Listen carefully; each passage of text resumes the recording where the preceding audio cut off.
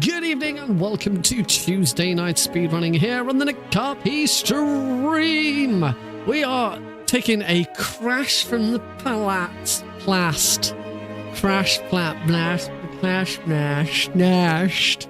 a crash from the crash bash from the past. We'll play Crash Bandicoot. That's what I'm trying to say. Crash Bandicoot. Crash Bandicoot. Crash.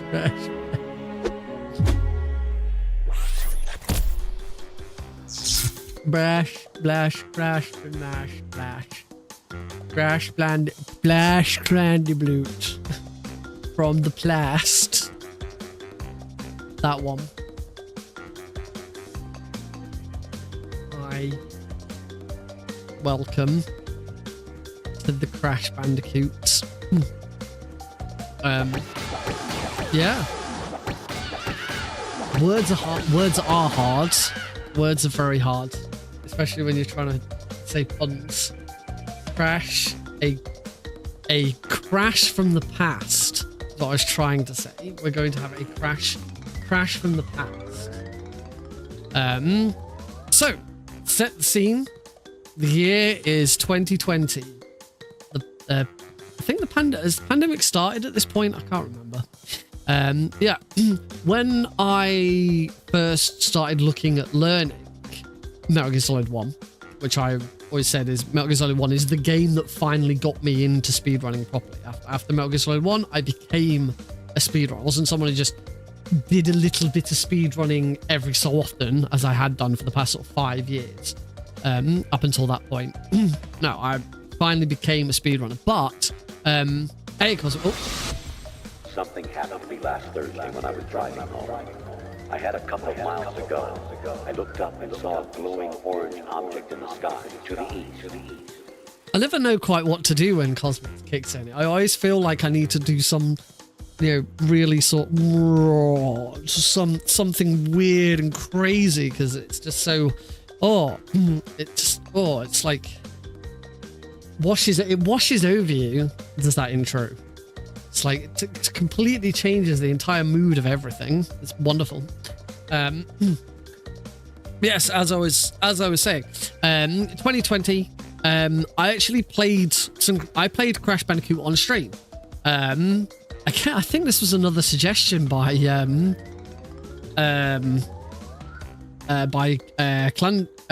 Clandestiny.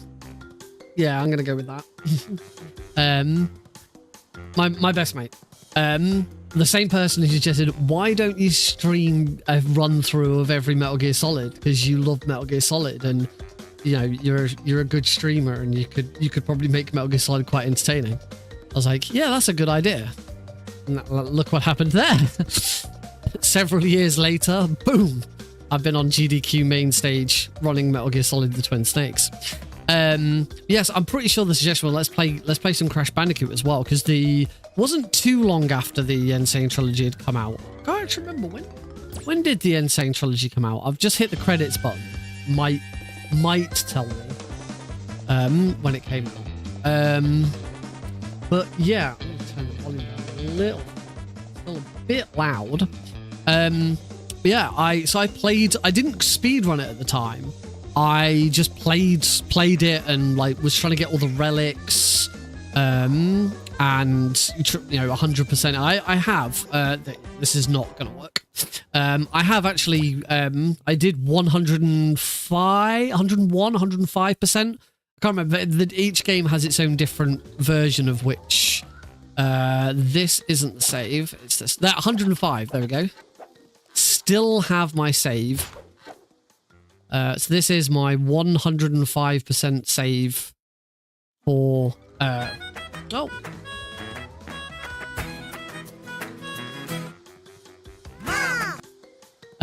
Heidi. Hi Heidi. She's waving back at me. She's sat right there. Yeah, so this is still that same save. I've not removed this save. This is my 105% save for Crash Bandicoot 1, including, yes, that's right, Platinum Relic on Stormy Ascent.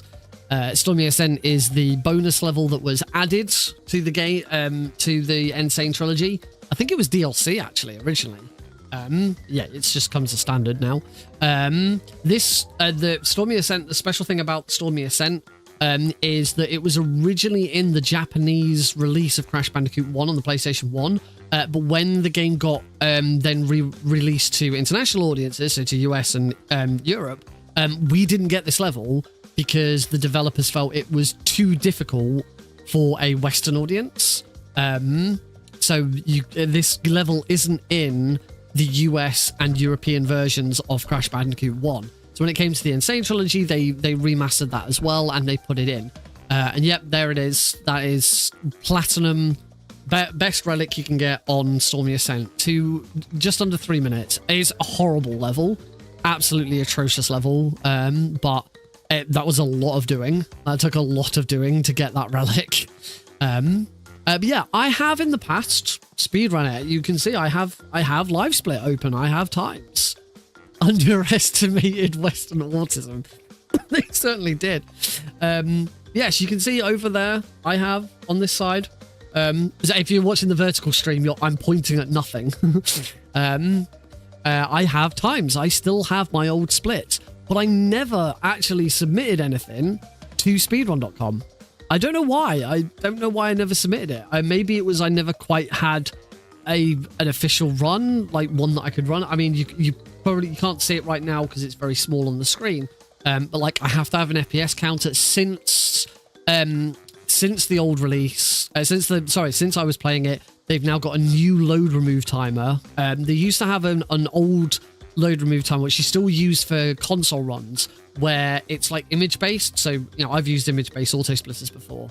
But what it does is it detects when the loading screen is on screen. It looks for the black in the loading screen, pauses your timer, but also the number of loading screens that pass order determines the auto splitter. This new version is actually tapping into memory. It is actually pausing when the game is loading rather than looking at an image, so it's a lot more accurate. But there's no auto splitter with it as well now. It is just... So I have to split manually, which seems a bit sort of one step forward, two step back, but I can understand it because the old auto splitter wasn't a proper auto split. It wasn't using memory values to auto split. It was using the loading screen, just the loading screen appearing, and it said how many times does the loading screen appear until you split. So yeah, I'm going to have to get used to splitting manually again. Or who knows, maybe I have a look at trying to improve their auto splitter if I really get into this again.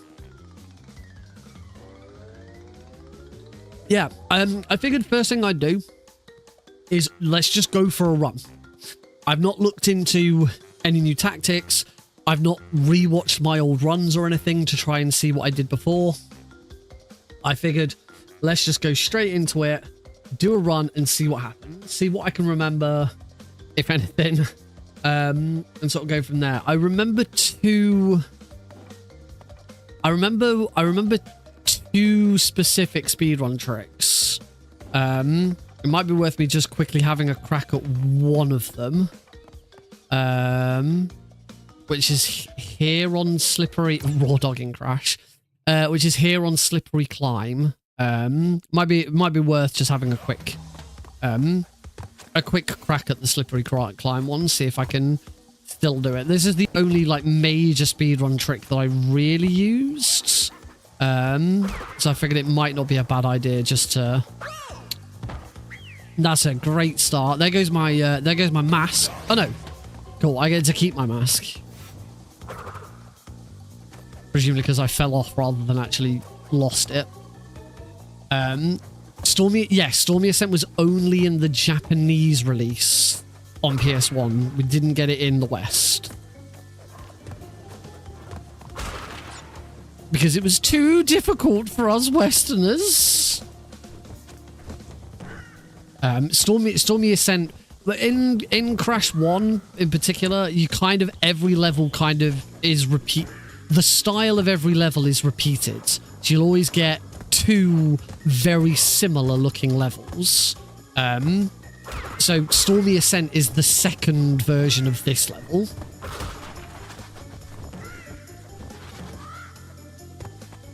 Oh, is it also cut from the Japanese version?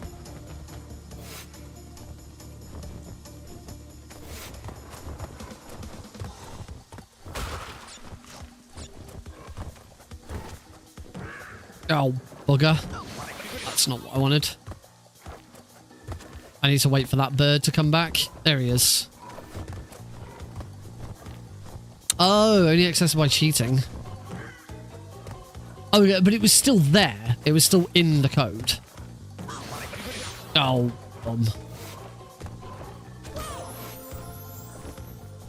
This does not bode well, does it?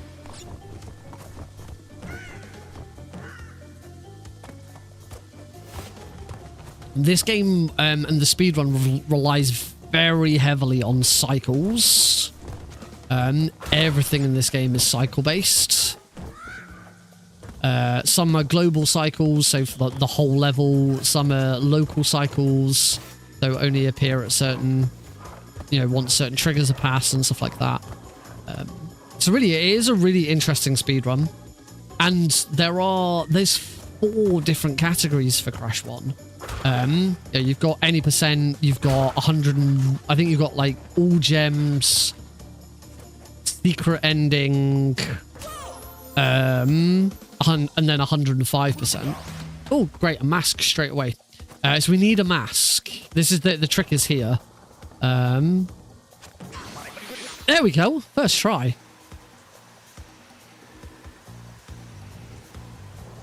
Hopefully.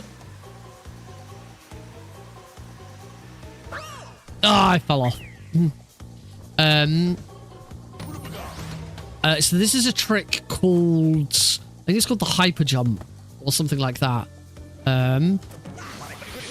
And it works by like jumping into something like this. And it I don't know, it plays around with Crash's hitbox. I'm not sure exactly how it works. There is a good explanation for it somewhere.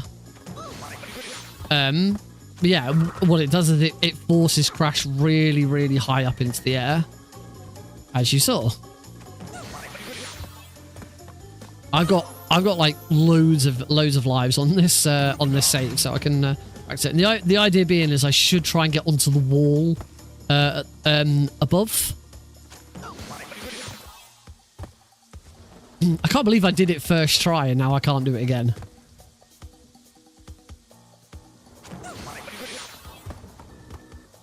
Sometimes it's recommended to change the FPS.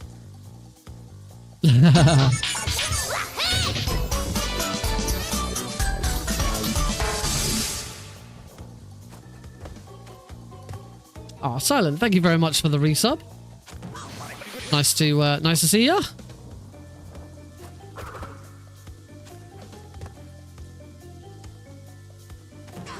An X-Class solar flare. I know, but I understand that, sometimes that'll give you like perfect RNG, right?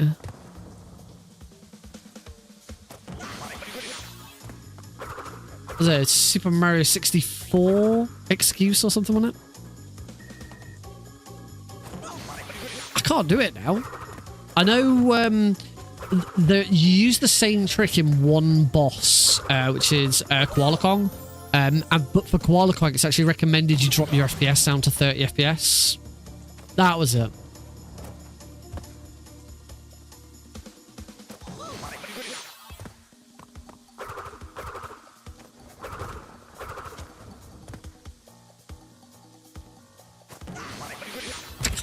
Oh, bloody do it now. How did I do it? I got it right first try. And now I can't do it. It is a very very delicate trick. What the hell are you doing? That's not it. I don't want to try and put this into my first run if I can't do it. But now, since I did it once,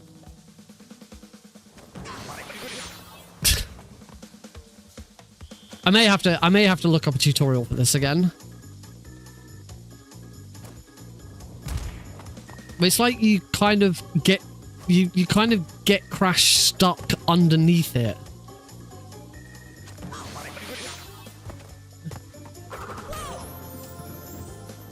Oh, so it was in the other releases. It was only accessible by debug and Devon, stuff like that. You have to like hit. I think you have to hit the center of it.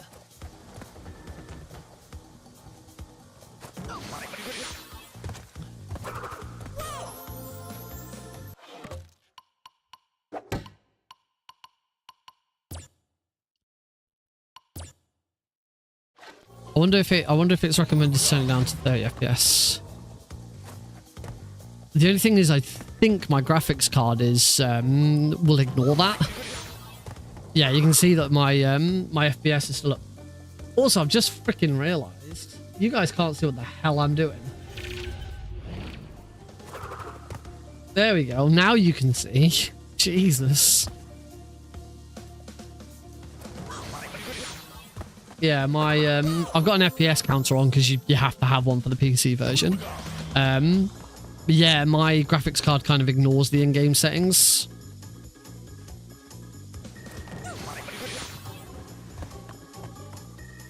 So yeah, cutting it down to 30 FPS does nothing. Because my graphics card's just like, no, you've told me to run it at 60, so I'm going to run it at 60.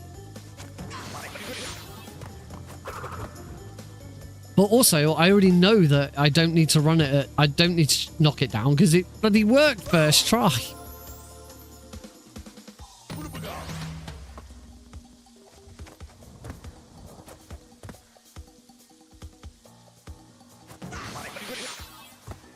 Come on. Why did it work once?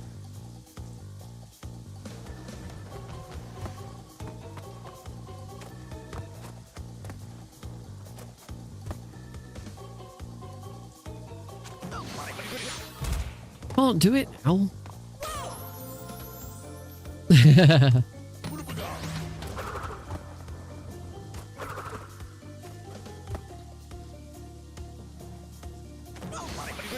If I really get back into this and enjoy it, I will also look at running the PS1 version.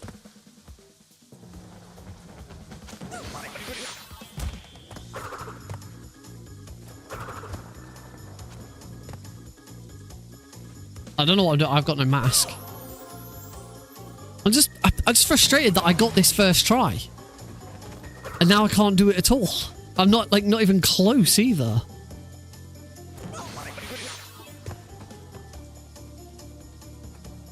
How could I get it? How could I get it once and then never again, apparently? All right, fine. We'll do a run. We'll do a run without it. So maybe... Oh, no. Now I'm in the PS1. It's like I'm a PlayStation 1 now. Right. Let's go back. Back to 3DS. Oh, I'm a Yoshi and you can't shoot, man. Using a CRT. If I had a CRT, I absolutely would, but unfortunately I do not.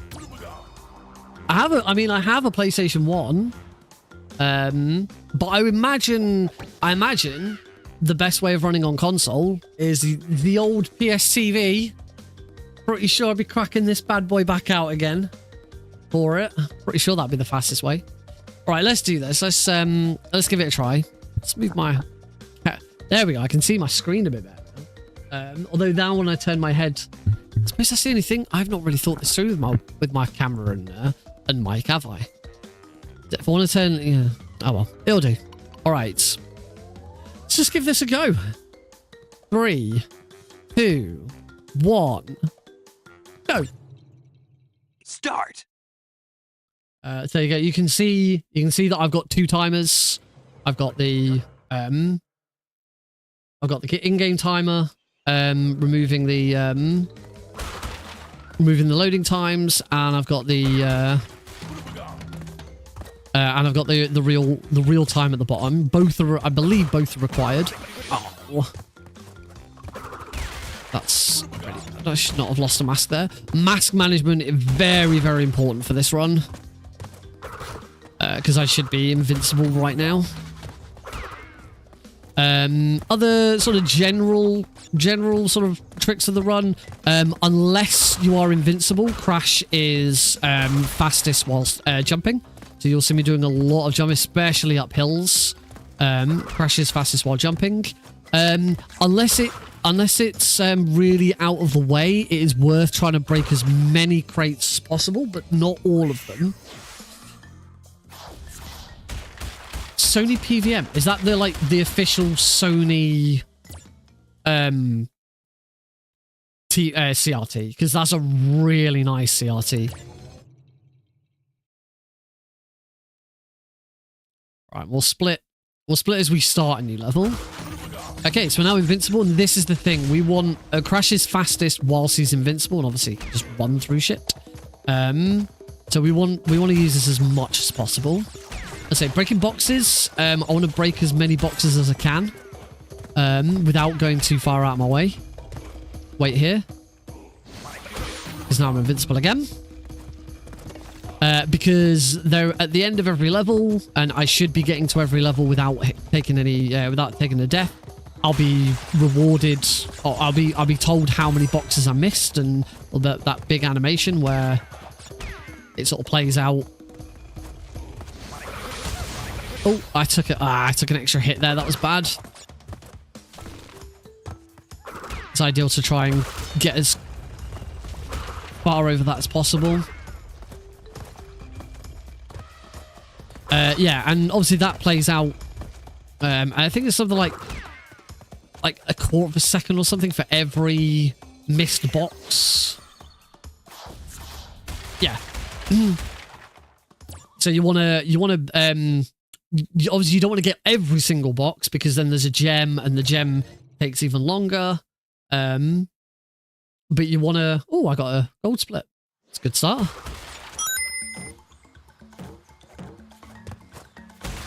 Yeah, I see. I should be invincible right now.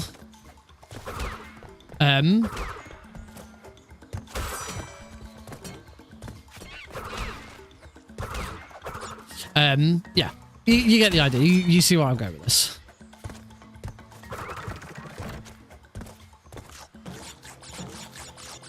Oh, am I right in thinking that I need to... There's another... No. I'm thinking the wrong place.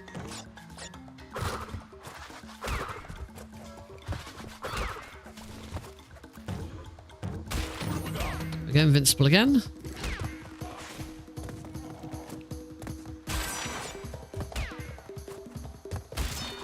I think the next level's a mask reset anyway.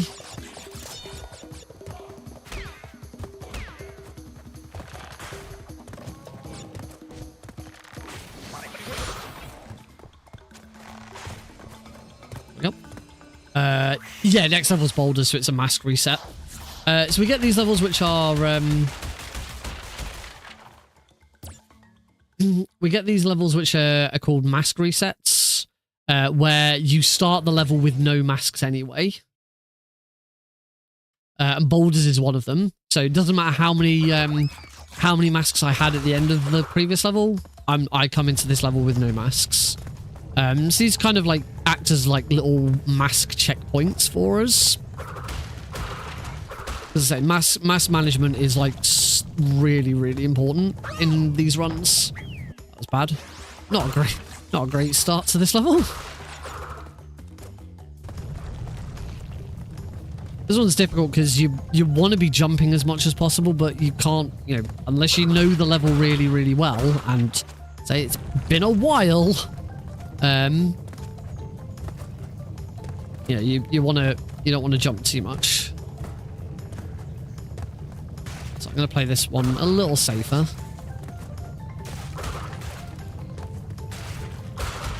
But I'm looking forward to... At least I hit a checkpoint.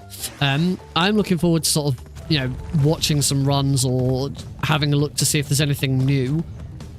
So apart from a couple of little glitches, I don't remember doing anything like super crazy. Or out of the ordinary when I used to run the game. It was really just that hyper jump in slippery climb that I remember. Oh, come on, Nick, you dumbass. Dumbass. What's a dumbass? Wow, I said, what's a dumbass? And Heidi next to me, and without a moment's hesitation, you.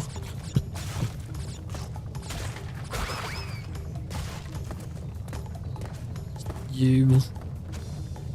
Let's try and be a bit more at the front this time.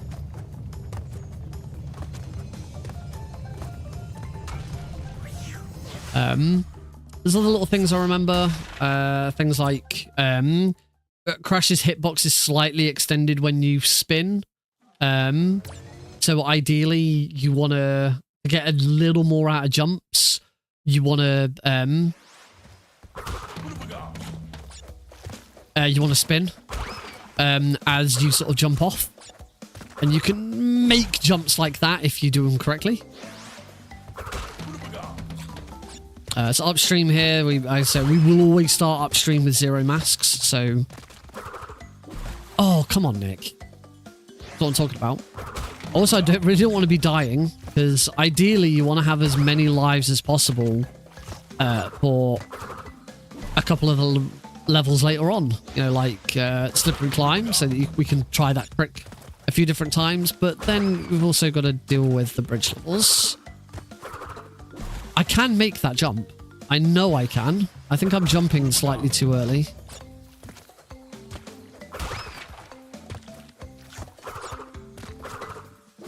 Oh, I'm not gonna. Swearing? What?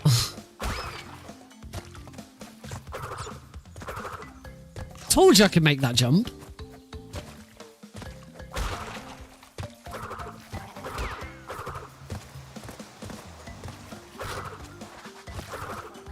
Oh, I can't. I'm pretty sure I can't make that one though, and I've now lost my mask. So, yeah, I'm probably in trouble. Shut up in there, will ya? We got it. Finally got to 4. And that's it. 400. Now you got nothing. Absolutely nothing. Right, it's time to place a bet. Let's do a prediction.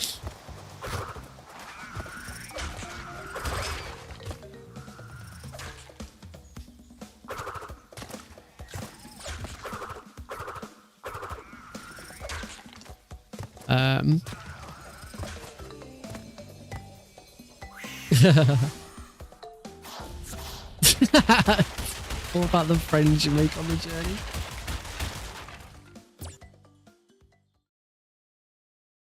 Oh yeah, I brought all the prices down last week. I did mention this.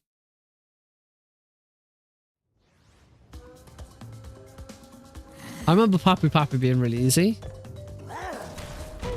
Just bonk him.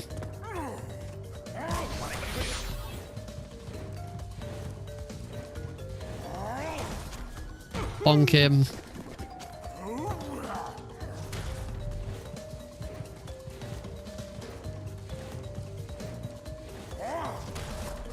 Bonk him.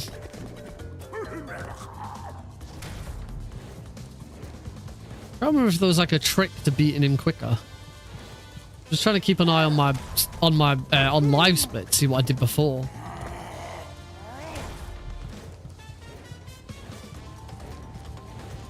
Yeah, my live segment's like...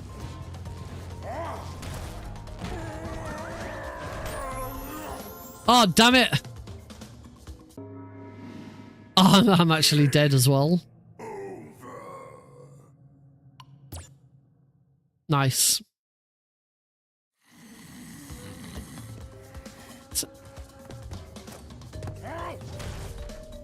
So I'm sure, like, you can beat that. You can.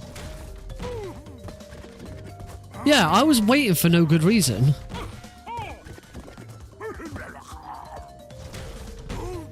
I knew you could do that. I knew this was quicker. There we go. That's also. I do also remember that at the end of the level, you should try and get into the middle of him. This level feels like a hate crime.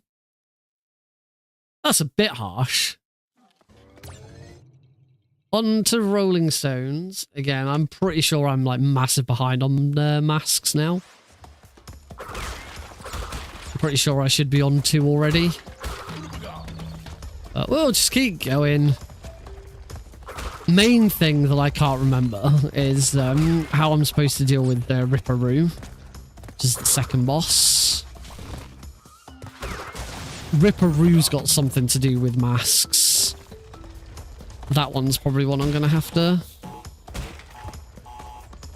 probably gonna have to look up again.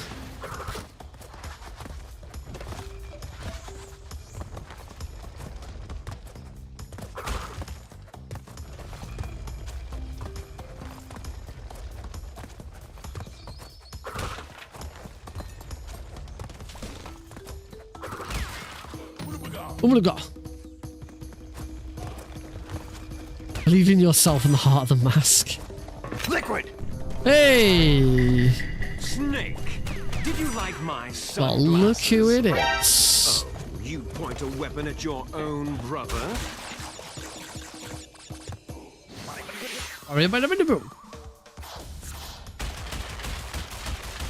Hey. There's lots of boxes in that one because there's 2 bonus levels that we don't do.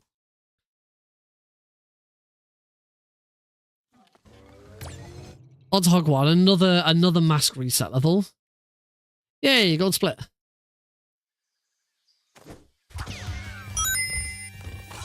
Okay, another one. We do want to be jumping as much as possible. I want to get ideally all but 1 box.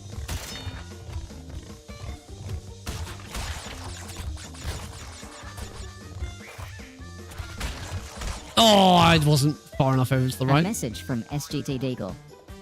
Rutabaga. Rutabaga? What? This is the thing with jumping. Jumping whilst on the pig. It can kind of throw off the timing for these guys.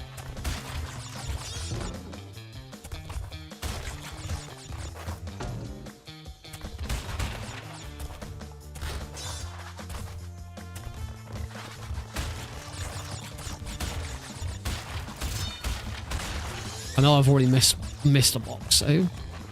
I remember that, like, here, I shouldn't jump at all because I can easily just clip one of these and it's impossible to then actually deal with them. Okay, 23 out of 24 boxes, that's perfect. It is not a pig. That was not a great level. Oh, that low blow.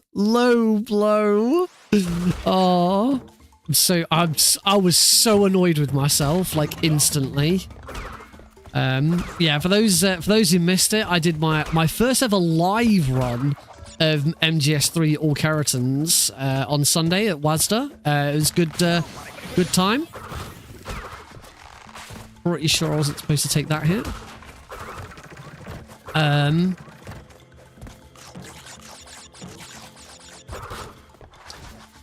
Oh, I remember there being a special trick with one of these. I know one trick is it. There we go. You can avoid the bounce. You can avoid the bounce from the you can avoid the bounce from the torches if you spin them. If you spin as you land on them, you won't bounce. Yeah, I did my first live run of All Keratons on Sunday at WASDA. It's a great event. I had a really nice chat with one of the organisers about Node CG and stuff like that. Yeah, this section you're supposed to like damage boost through. I jumped too early there. Yeah, so I did the run, and Razvet during the Virtuous mission completely forgot the frog. Just like I left the room to go to the healing at the bottom of the river, and the moment I left the room I was like, I know that I've missed this. So yeah, that was a little disappointing.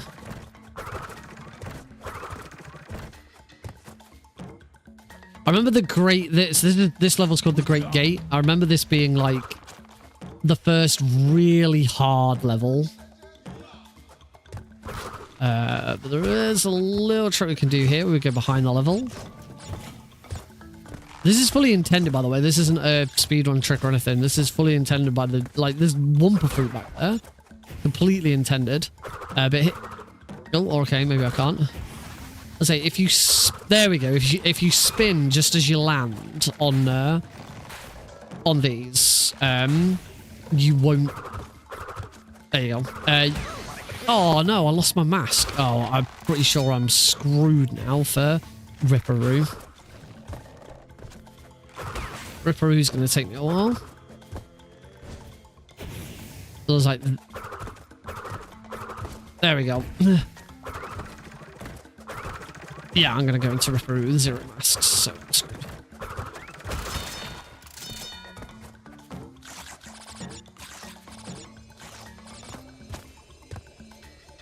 I did have to shoot Knuckles twice.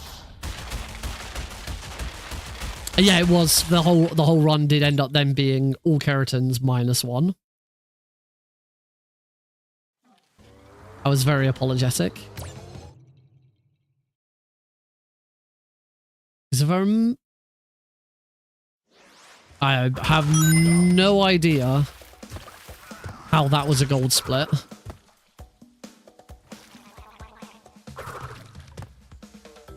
Not a clue how that was a gold split.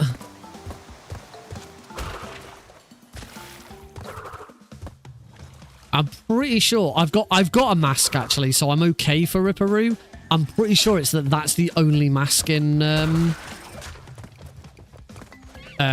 this level. There aren't any more.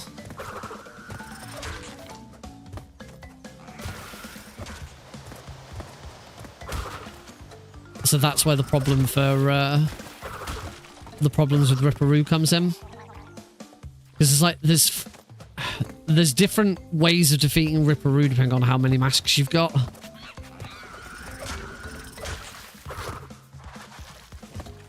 I can't remember.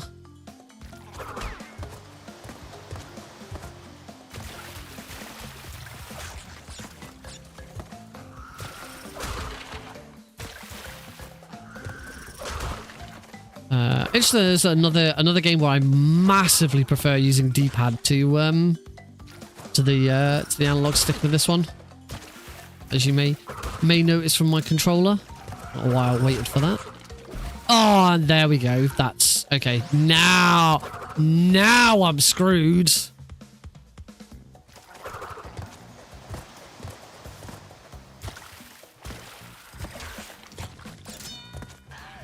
Now I'm well and truly screwed.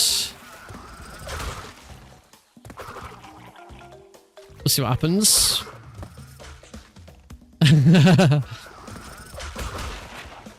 Hold your horse in.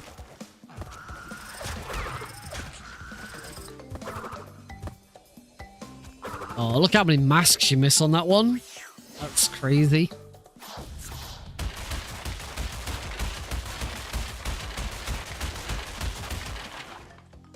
I think maybe the reason why I never submitted to the boards with this is because I always wanted a run that was under an hour.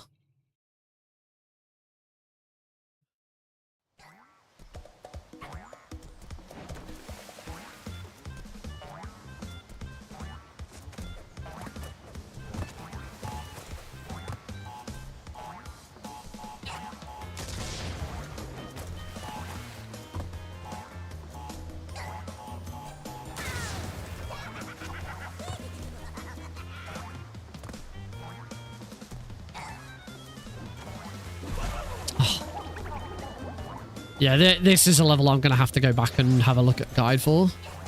Remember how to do it. I'm pretty sure that's the first one. Yeah.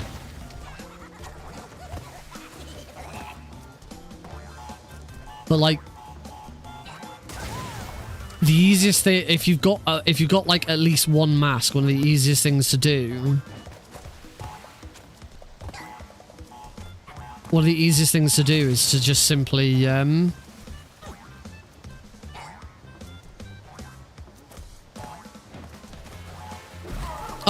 bum. One of the easiest things to do is to just wait until, you and Ripper are both next to the same, are both next to each other and just spin a box.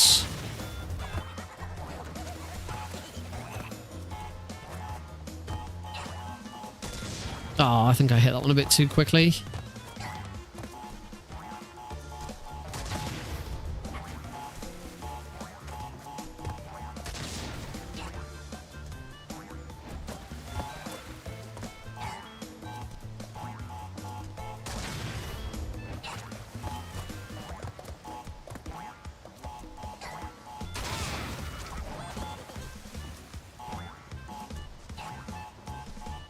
Well, that was lucky in the end. That's definitely one I'd have to look at and remember how I do it. It's been a very long time. Apparently, I still wasn't that far behind my PB. Yeah, I can definitely see now why I never wanted to submit anything that I'd done. Sub-hour absolutely should be the goal here. All right, the Lost City. The Lost City is kind of a special level. It's the only level in the game where we have to beat it without dying. And we have to get every box. The reason for this is because there is a level much later on where we can basically skip the whole level.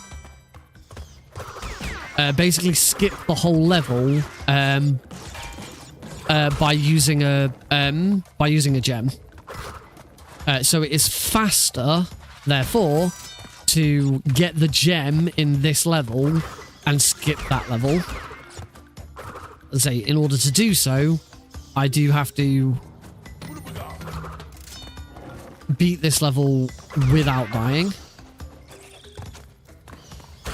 It's kind of one of the perks of Crash 1.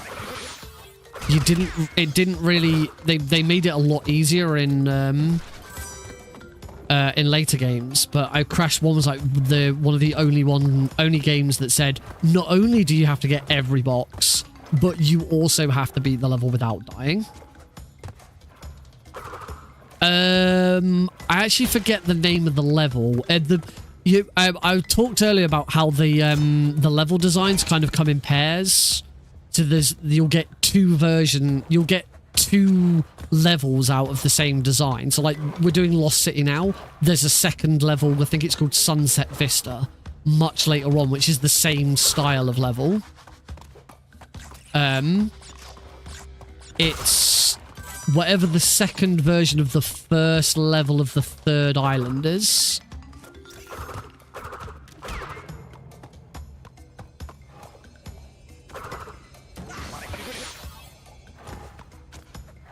Oh, I always hated trying to get onto this bonus.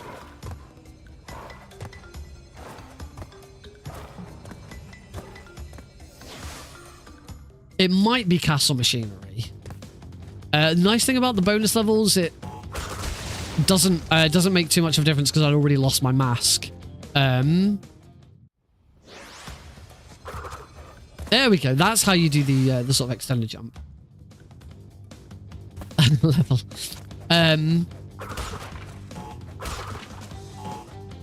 If you die in a bonus level, it doesn't count as a death. So you know how I said I've got to beat the whole level without dying? That doesn't include bonus levels. The only thing is if you die in a bonus level, you do lose your mask. And I don't want to lose my mask. But I already have, so... I can't remember why I don't want to lose my mask here. I remember those... I'm pretty sure those can't be killed. Except by jumping on them.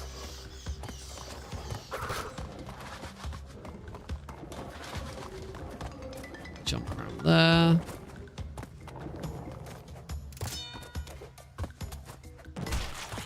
Again, it's like... You get these horrible bits where, like, that... I only had that one chance to get that right.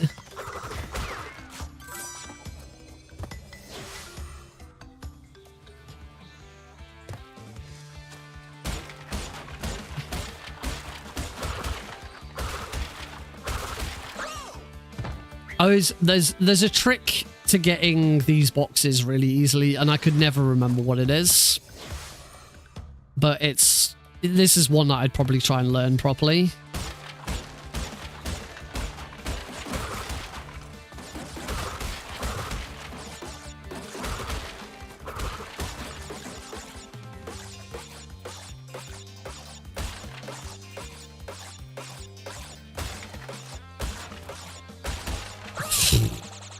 It's 5 bounces on each of these, but like ideally you want to like spin them and destroy them nice and quickly.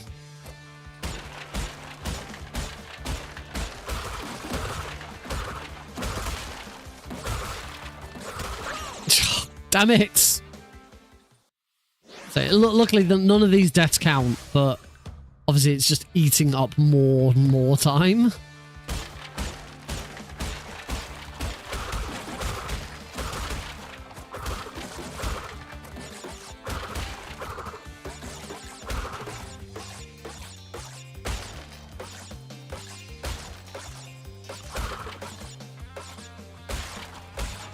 Oh, what I think it's like it's 5, but if you bounce on it once and then leave it for a few seconds, next time you bounce on it, it's just 1. It'll then destroy it. The timing for boxes is weird.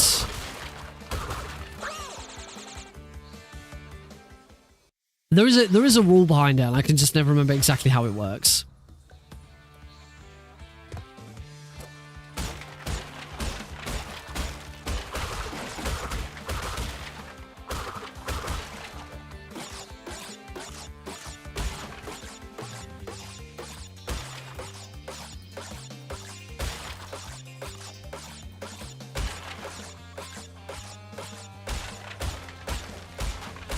That's better.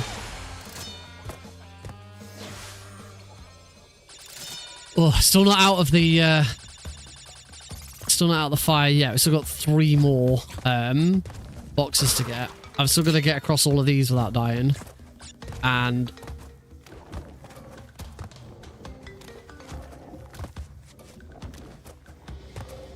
there's this one. I gotta make sure I get that. Those 2 boxes break automatically. Also, there is a slight, if you're too fast, you will run through that gem and complete the level without grabbing it, which I've definitely done in the speedrun before. There we go. We are on track now to do what I was intending to do. Temple ruins. This is inside the temple, and this one actually does have some can have some funky routing if you do it well. Again, kind of helps if you've already got a mask coming into here, because there's some really fast invincibility you can do.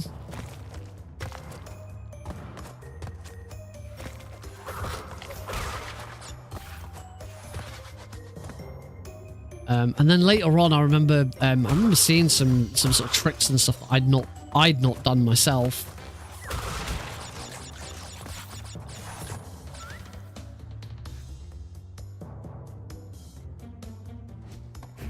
So yeah, you can like, I'm pretty sure you can like beat that, or you can like I think you can like hyper jump off. I don't know, there's something weird you can do in here. I can't remember exactly what it is. But yeah, if I'd already had a mask coming in, I'd be invincible right now. And that's how I can get across like that fire without taking damage.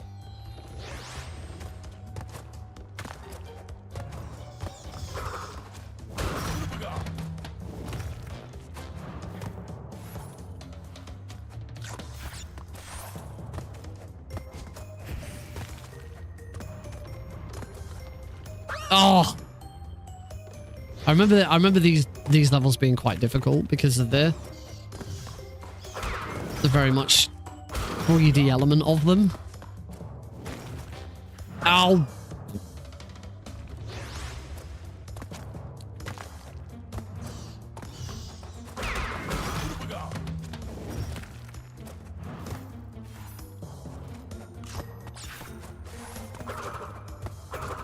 I know in the third island, there's some really crazy shit you can do with in some levels.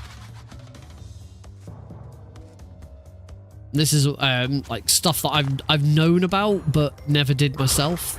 The last time I really looked at this run was GDQ 2023.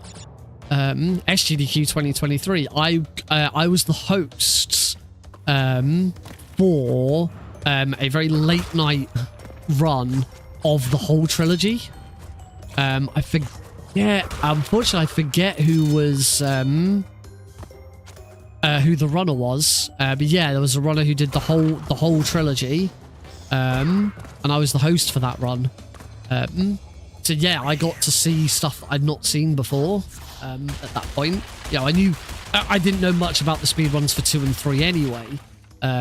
But for 1, I got to see some really like crazy stuff that I'd not seen before. Right, we move on to the first of 2 really, really horrible levels. The first one is called Road to Nowhere. Ideally... Oh, apparently I got... How? How did I get a gold split? So yeah, the first one, this one is called Road to Nowhere. Ideally, if you can get into the right position, the easiest way of doing it is to do what I'm doing. You don't have to, but it is the easiest way of doing it.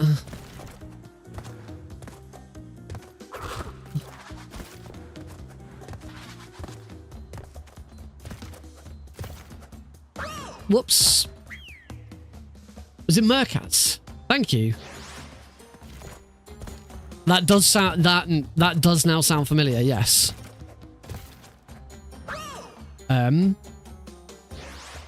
So yeah, and that was a really cool run. People really people started giving more donations for me to go wow, because everyone really liked the way I went wow. I got complimented by the couch for my woes. So yeah, I remember Merkaz doing some stuff that I was like, whoa, I've never seen this before. But yeah, in my host application to host for GDQ, I had said, you know, they ask you, are there any runs you specifically know or would like to be a part of, or you know, communities you know? And I said, well, I did run Crash 1, so I'm in the Crash speedrunning Discord. So you know, if there's the opportunity comes along to do that, that would be pretty cool. So that's quite nice. I'm still in the Crash. Oh, right at the end. I'm still in the Crash 1. The Crash Bandicoot speedrun Discord. I never left. I've checked it out a couple of times.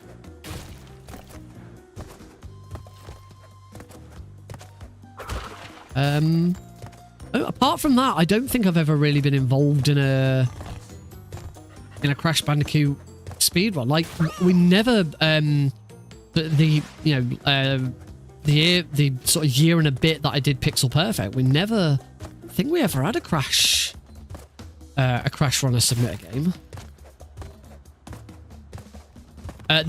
Getting up on the ropes here is harder than it looks. The initial get on is fine. The problem with this is something they changed for the Sane trilogy.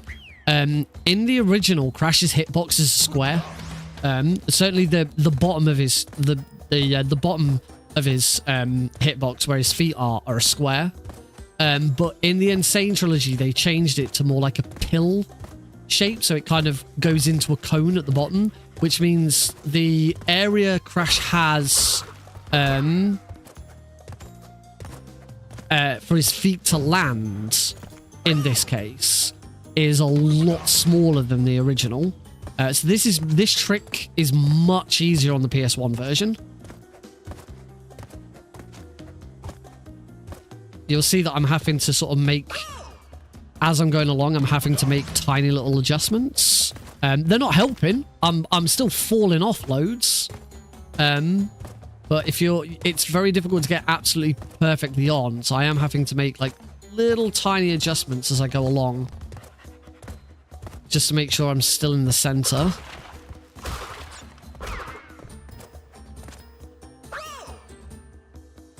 And yeah, it's very, very easy for Crash to just fall off.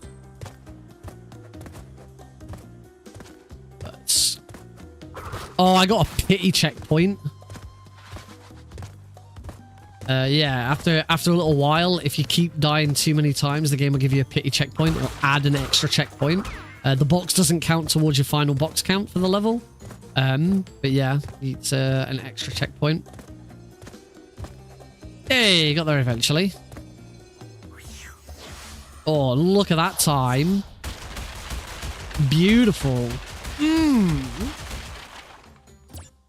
1 minute 37 behind. Isn't it great? Love it. Boulder Dash, we get another... we do now get another flat mask reset, though. So, no mask to start this level anyway. Another mask checkpoint.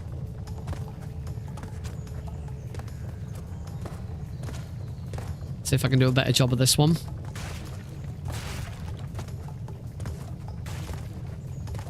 When it comes to like relearning this speedrun, I do kind of feel like the best thing for me to do, certainly at the start, is to just do what I already know and get better at that. And then go, right, what new shit can we learn?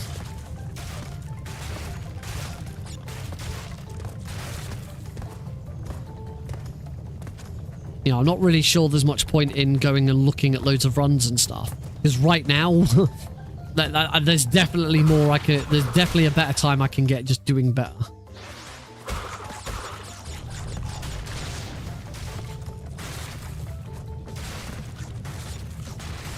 Hola.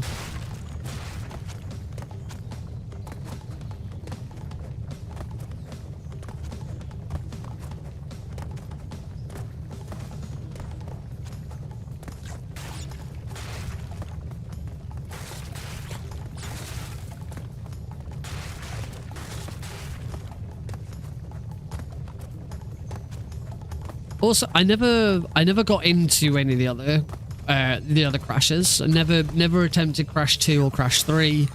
It wasn't... Crash 2 and 3 get a little more complicated. Partly because it introduces sprint. And yeah, I was just not a big fan. I get the feeling this isn't my actual PB. I do remember, I think it's like almost impossible to do now. I recall that like the very first time you start this level, you can beat that, but on every subsequent try you can't.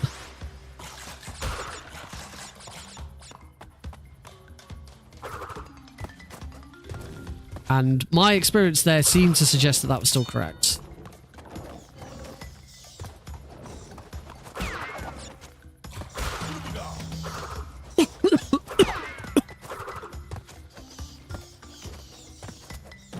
Those lizards are the worst enemy in the game. I absolutely detest them. Ah, bomb.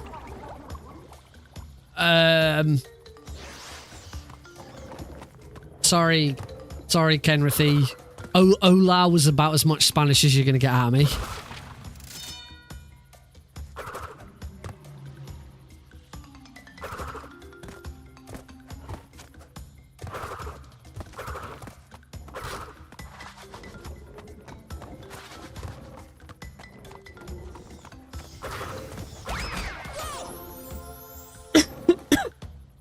Well, that's it.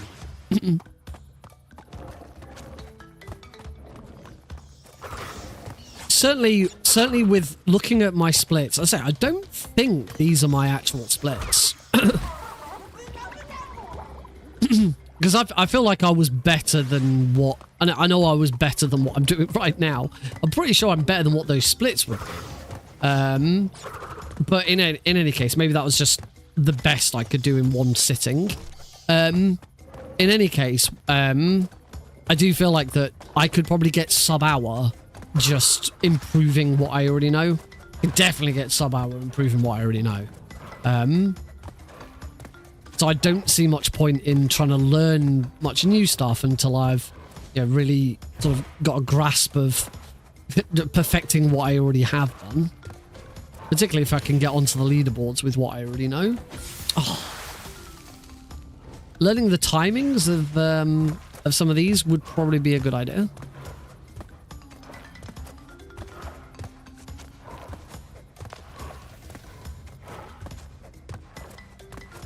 There we go. That's better. There's another trick in this one later on.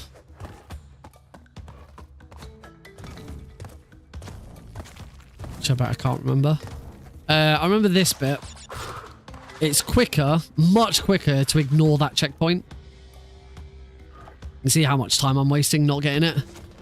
But it's a good job I got it. Because, yeah, now I've got to wait. Gotta wait for it, but...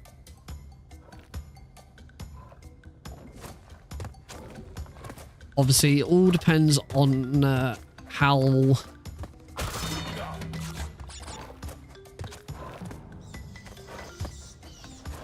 All depends on how confident I'm feeling. And as you can probably tell, I'm not that confident.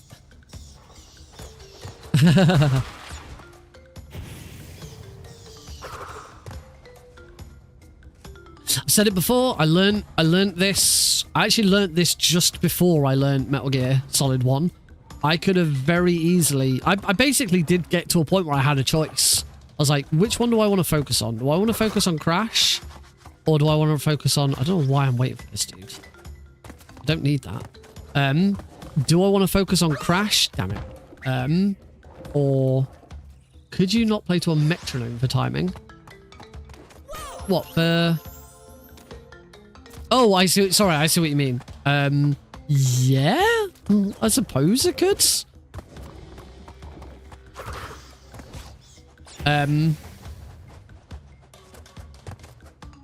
It's probably just as easy just to actually learn the sort of ideas around the timing. Damn it, it's actually quicker to get up there. See if I can do it this time.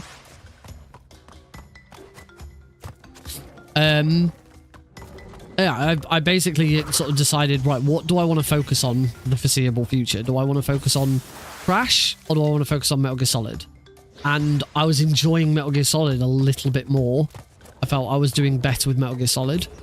And yeah, I'm also biased in that Metal Gear Solid is my favourite game series of all time, so I went with that. But, you know, it could have quite easily become a Crash Bandicoot speedrunner if I'd chosen differently.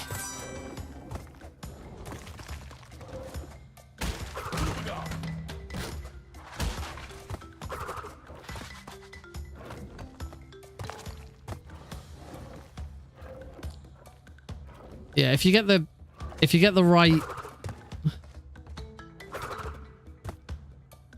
right cycles and stuff, there's ways of getting through those a lot quicker.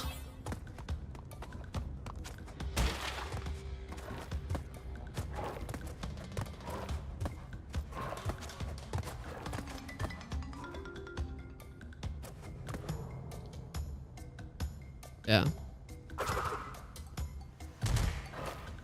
Oh, I mean, the question I then have to ask is, do I feel like I made the right choice? And hey, I went to GDQ, I went to SGDQ, ran Metal Gear Solid, and hosted Crash Bandicoot. So I think I've had a decent fill so far of both games. I've actively participated in GDQ runs of both games because of the decision I made. So yeah, I'm gonna say that was the right decision.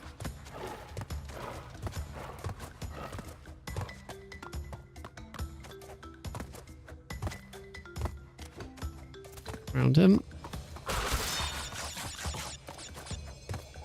Pretty sure I remember. Yeah, I'm pretty sure I remember it is quicker to break those 4 boxes. Yes. Yeah, if it had not been I probably wouldn't have run a Crash Bandicoot game at GDQ. I think that's probably fair to say. There's a Nick just speedrunning Donkey Kong Country right now. Right. There is a speedrun trick for Koala Kong, but because my graphics card doesn't want to change my FPS, that's a bold statement.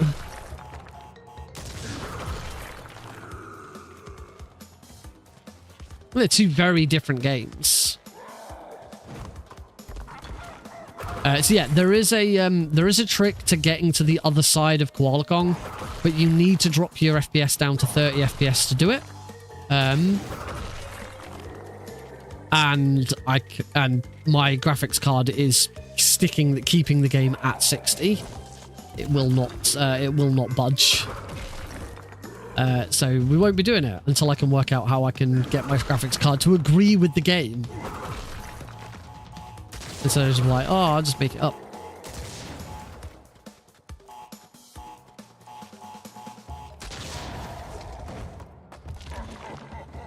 Yeah, if you can get to the other, there's an invisible barrier that separates Koala Kong from Crash. If you can get over it, with the hyper jump, then yeah, you can just run up to him and bash him, and spin him, and it actually does 2 lots of damage if you spin him. So the fight is over way quicker. Yeah, this game is a bit funky for like graphics and stuff. Obviously, I have to have an FPS counter on screen. I've had to throttle my graphics card and tell it to run the game at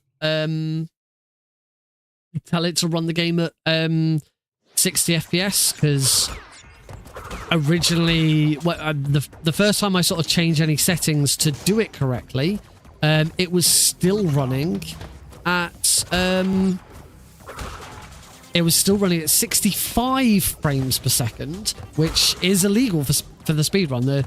Your frame rate has to either be 30 or 60 FPS. You are allowed to change mid-run from the game settings. Oh, I'm sure you can get through that without taking that hit. Or is it you're supposed to take that hit? Can't remember. The only thing is with taking that hit is it now means I've got no mask for the rest of this level. Yeah, you can. You are allowed to check. You are allowed to change mid-run just for Koala Kong. As far as I recall, Koala Kong is the only reason to change mid-run.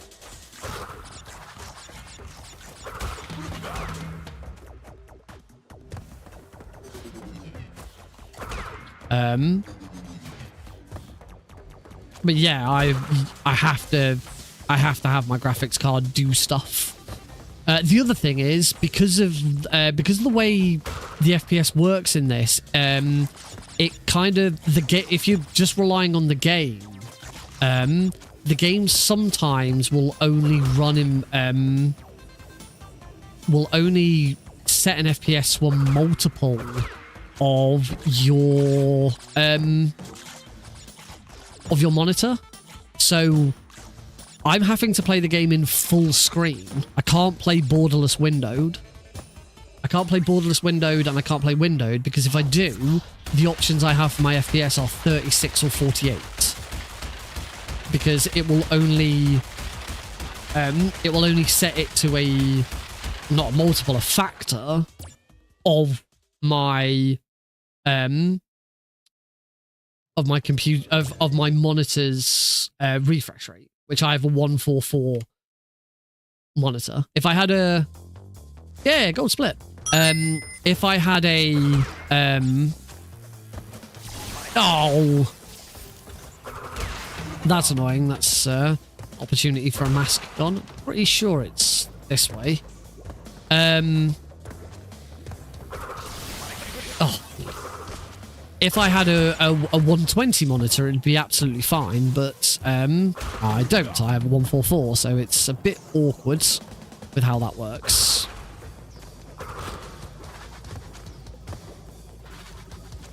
But yeah, playing in full screen fixes that problem.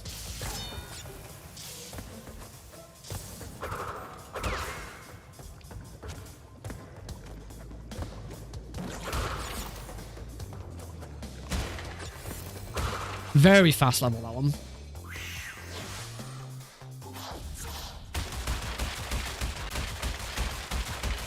Even without the mask. to generate room.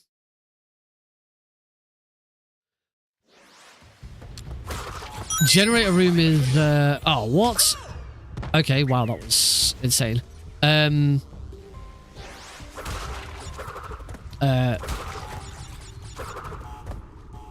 Generator room is where there are some rather funky skips if you're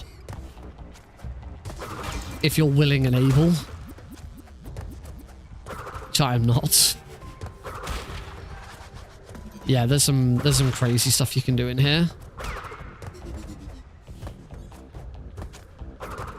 Stuff that I will definitely be looking to learn eventually.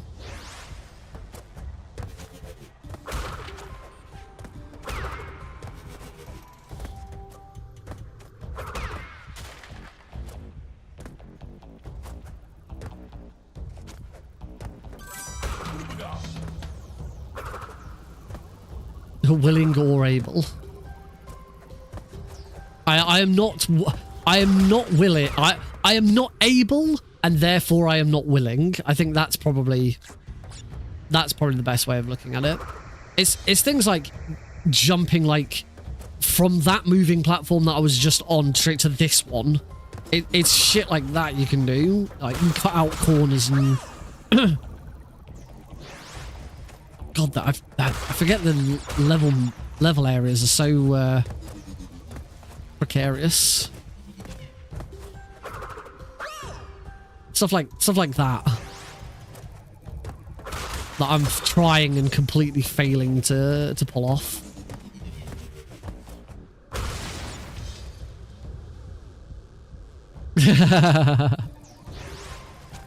Oh, if this was a Metal Gear game, we're like, yeah, bring it. I'll do whatever. I'll learn that crap.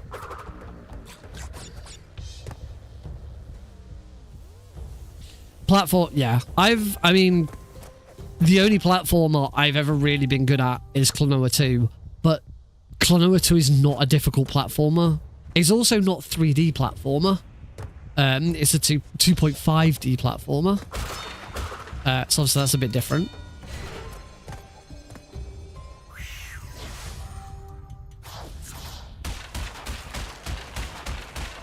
And yeah, platformers in general are just crazy.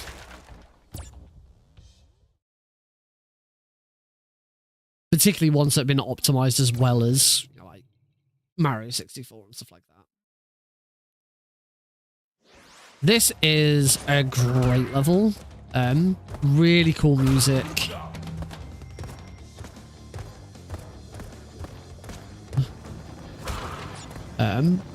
And if done well, you can just keep moving. You should never have to stop in this level if you do it correctly. You can just keep on running.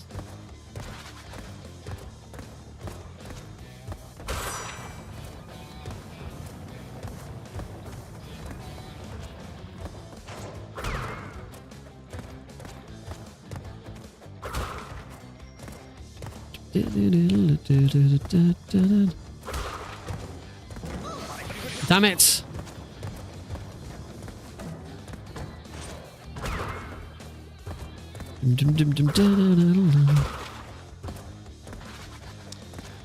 Just give you a bit of help with this one.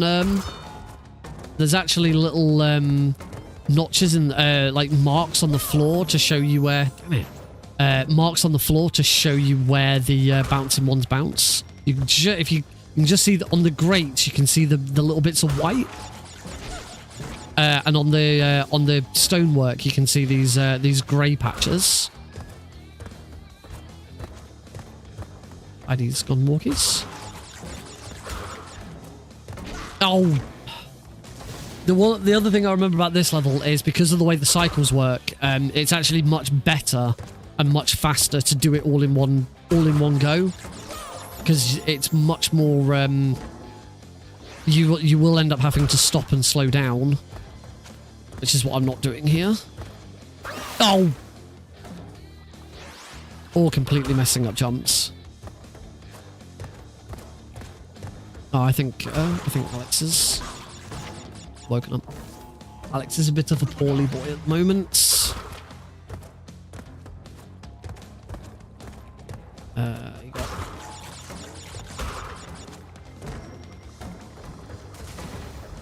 He got sent home from nursery yesterday because he had a temperature. Had bit of a nasty case of the runs in the evening, so that automatically 48 hours off nursery. So I've had him at home today whilst I've been working. And he's got some really nasty, I can't remember, it's got insignio or something like that.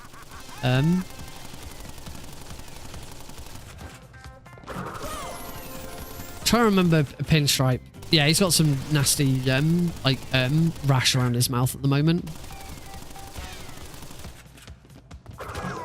To pinstripe, there is a trick where you hit him, you go and stand in that window, and you hit him just as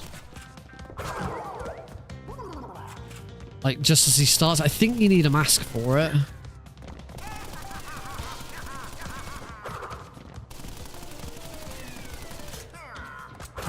Yeah.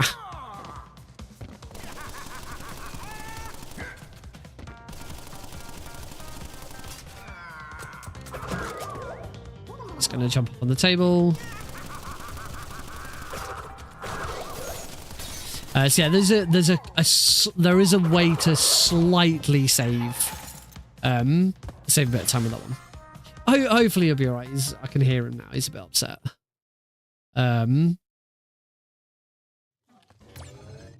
So yeah, he's got some antibiotics to try and deal with it. The second of the two bridge levels, the high roads. If I remember correctly, I used to find this one easier than the first one. Probably because by the time I've got to this one, I've been playing the game for a little bit longer. So I'm better off with the movement.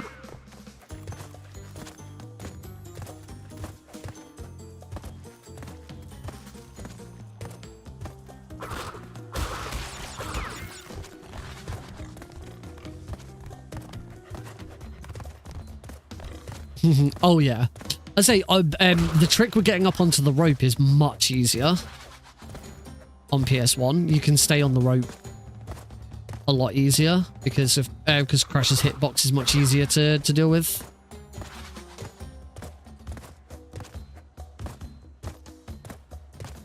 Oh, he is not a happy boy.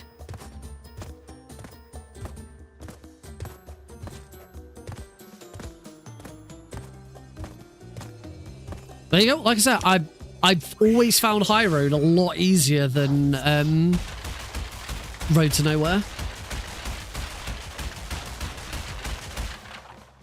That was much cleaner. In fact, that's probably going to be... that is going to be a gold split.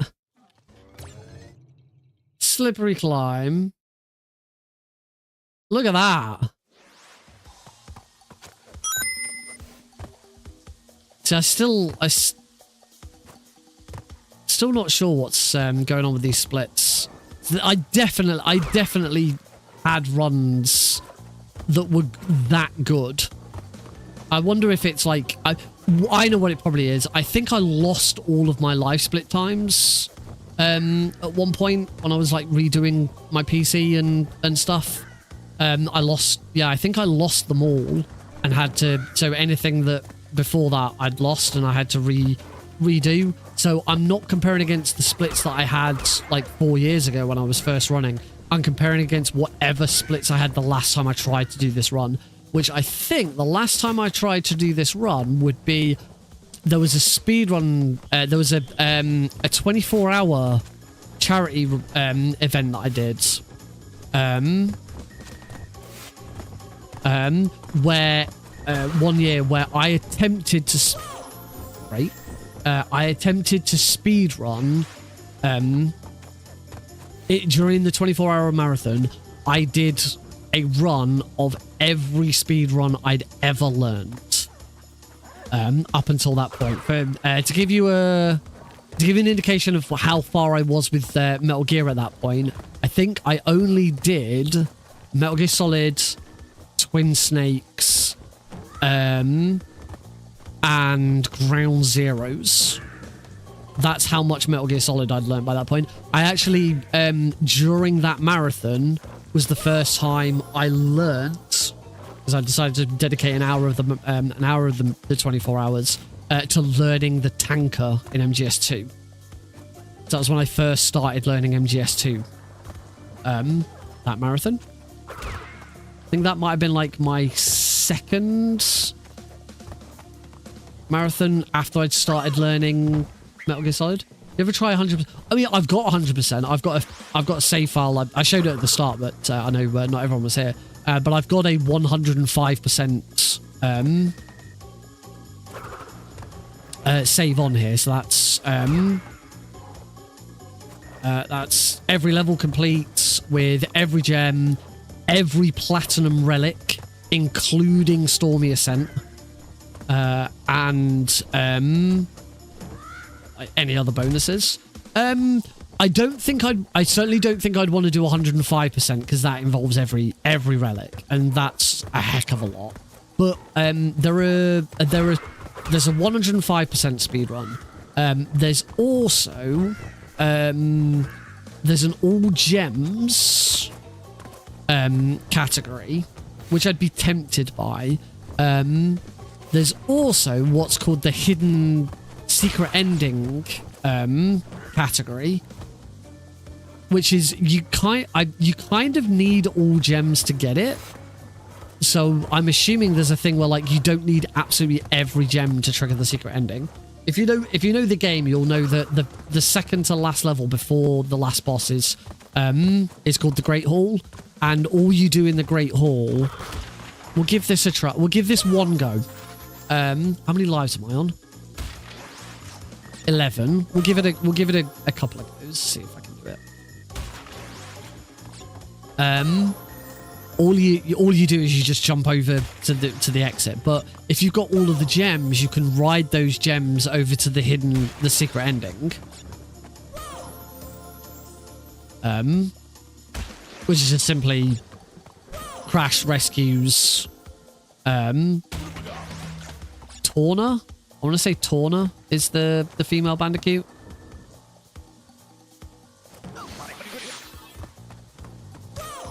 How many more lives have I got? I think I've probably only got... Let's only try this one more time. If it doesn't work now, I'll just do the level. No, we'll just do the level. Just do the level. I need to have another look at a tutorial for that trick. I can't believe I got it first try, and I've just not been able to repeat it since.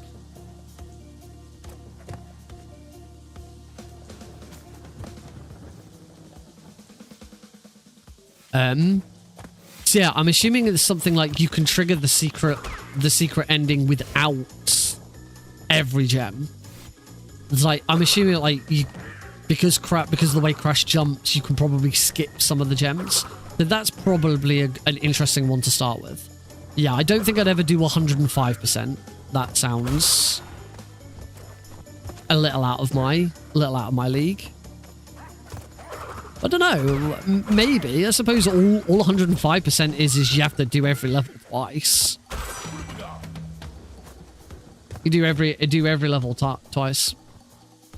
No, no, they didn't add slides or sprint or anything for Crash 1 on the Insane trilogy. I can't remember if they added sprint. I can't remember if they did sprint. Like once the game was over. Sliding's great.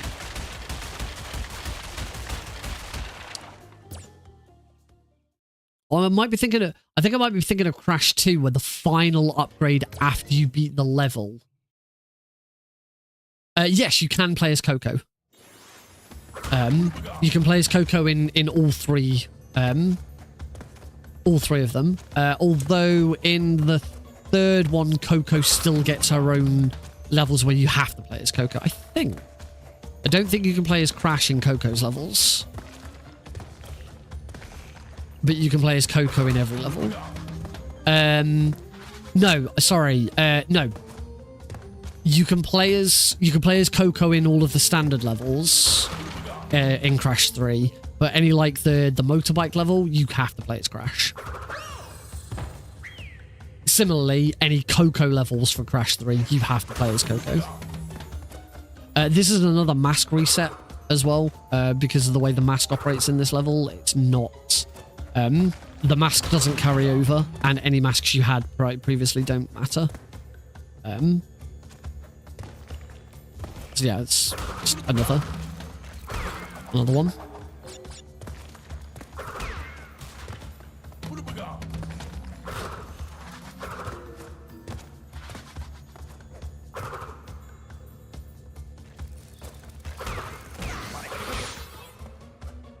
Oh, right. I got it. Yeah, Crash. I think I do believe Crash 3 is the best of the three. There's so much in Crash 3 that's really cool. Crash 1's still my favorite. But I do think that Crash 3 is really good. Oh, I'm massive. I'm not, I mean, I'm a bit biased. I'm not actually that big a fan of Mario. Very formulaic at this point. There is a second one of these levels. I can't remember what it's called, but it's a bonus level we don't have to do. I think it's that one. You see how the track goes up? Goes up there.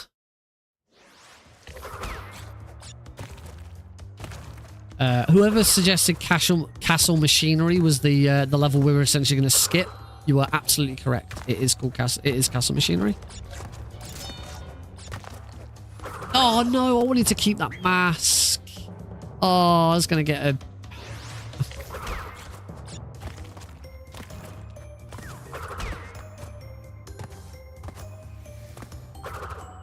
Oh. On a tiny CRT. I remember Crash 1 being one of the first games that I played on a PS1 over at a friend's house. You know, I had a friend who lived two doors down from me. Had a PlayStation 1 in his bedroom as well. I was like, oh my god, you've got your own console and you get to have it in your bedroom. That's amazing. Like, for me growing up as a kid, it wasn't until the first time I ever had my own... I think when we first got our... We borrowed a PlayStation 1 from my dad's workmate. I think at that point, I might have taken like the Sega Mega Drive into my room. But yeah, back then, when I knew this kid, I only had a Sega Mega Drive, and that was always kept in the living room. I mean, in fact, at that point, I didn't even have a TV in my room. It wouldn't be for quite a few years until I got a TV in my room. I got it I remember getting it for Christmas. Me and my brother went on a few Christmases where we both got the same things, but in subsequent years, and I was always the year behind. Even though I've got a little brother, he got everything a year before me. So he got a TV in his room a year before I did. And that's because the first year we decided to do this, I wanted an electric keyboard because I was still learning music and electric keyboard at school. And he'd given up electric keyboard by that point. So he got a TV and I got an electric keyboard for Christmas. And then the following year, I got a TV and he got a hi-fi for Christmas. And then the following year, then I think that my mum and dad switched it to us being birthdays because it was like, it's too expensive as getting you both something really big for Christmas. So we'll get you something big for your birthdays instead. And you can have smaller stuff for Christmas. And at that point, he then got a guitar and I got a hi-fi. Did I play Jungle Strike? Not on... no. I was like... I then realised you said Sega Mega Drive. No, I can't say I've even heard of Jungle Strike. I am on 0 lives. I am going to die.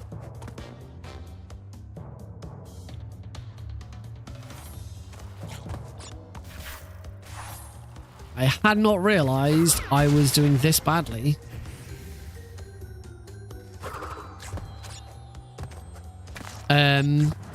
Yeah, I can't say I've ever heard of Jungle Strike. And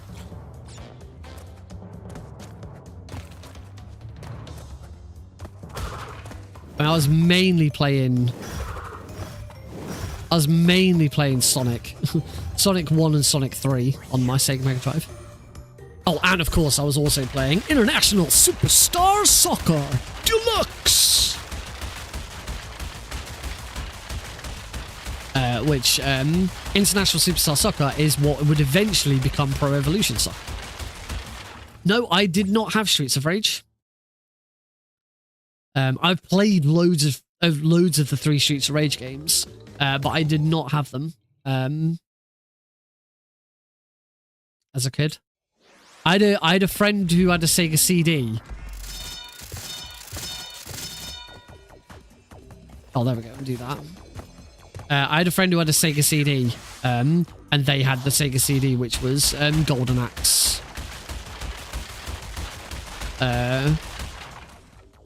Oh yeah, that's so yeah, that's the level we skip.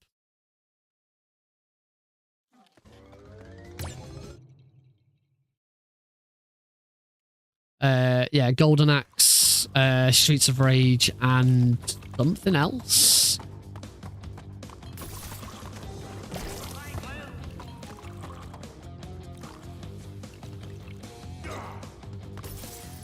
There's a swag walk you can do. Space Harrier? No, that doesn't sound familiar. Oh yeah, those one-ups were great, weren't they? There we go, swag walk.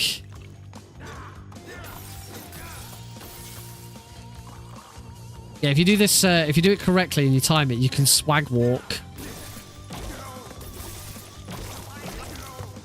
You can swag walk all of his hits. He's gonna throw. Ah, I suck. And then finally, there's a trick for the second part of this. Let's see if I can remember exactly how you do it. There is an actual speedrun.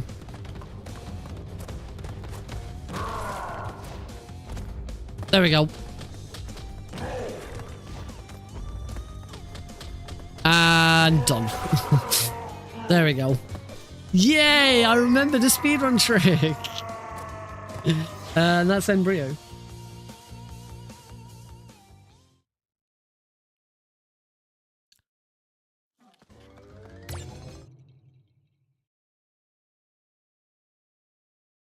Wow, I clearly screwed that fight up, whatever these splits were. This is a really cool level. It's quite tricky, but as long as you keep moving, you'll kind of like hit all of the correct triggers, trigger times. A lot of cycles, but most of them are... There's one cycle right at the end, which is really, really tricky. And a royal pain in the bum.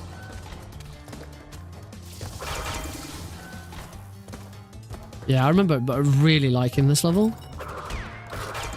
Oh, that's unfortunate. Oh, that's even more unfortunate. There's a...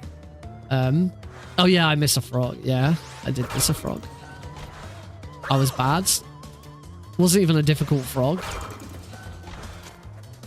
So, what you're supposed to do here, there was a sign... just before that checkpoint, there was a scientist. You're supposed to hit that scientist dead on straight forwards. So that he then hits those TNTs for you. Oh, bum. Yeah, it was the last one. It was the last frog in Razvet of the Virtuous Mission. I defeated Ocelot, and because all I've been practicing is any % recently, I just instinctively, as soon as I say I beat Ocelot, the cutscene beat Ocelot. I just instinctively ran straight away, completely forgot. This room is horrible.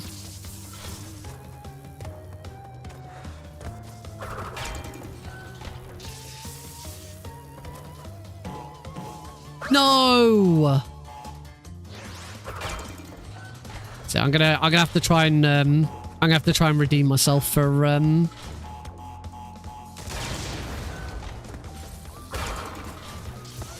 Oh.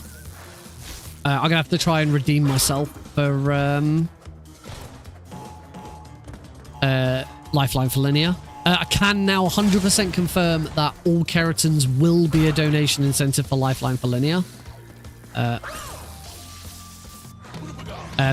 far as an incentive for WASDA goes, they realised. I asked the tech guy I was working with just before my run, which one I was doing, like did the incentive get met, and he said we actually never worked out how to do incentives, so you can just pick whichever one you want to do.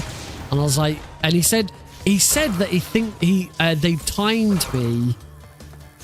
They'd given me the estimate for all keratins, so I was like, oh, in that case I'll do all keratins if that's what the estimate is.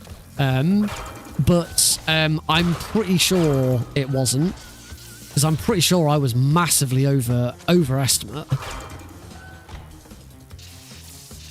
So yeah, that was. I'll be perfectly honest. It wasn't a great one. If you didn't watch my WASDA run, you didn't miss much. It was not good. But it's alright.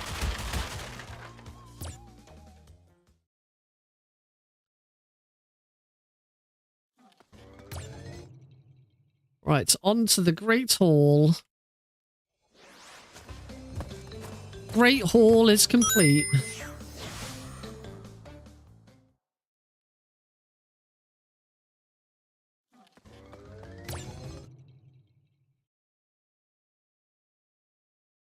And final boss. It is all good, and it's the first time. It's actually the first time I've ever done all keratins live. I mean, I've not done that many live events. First time I've done Metal Gear Solid 3 live. Prior to, at least I've realized at least you get to come into this with a mask. You only get whatever masks you bring into this. It's always nice if you can get a. And there it goes.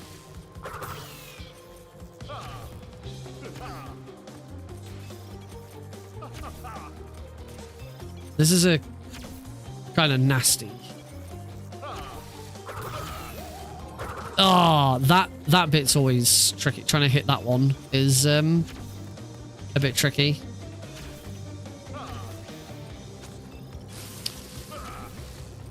Yeah, it's been a while. I can't remember exactly the order. From now on, I will not have a mask, so I now have to do this perfectly. But I should be able to anyway.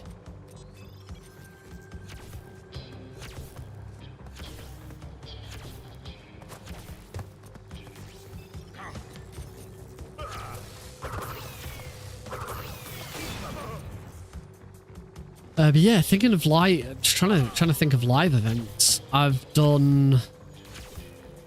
My first ever live event was UKSM. I did Unmetal. Second ever live event, I think, was UKSG. I did Unmetal. That's it. Now I remember. The N on his forehead, yeah, Neo.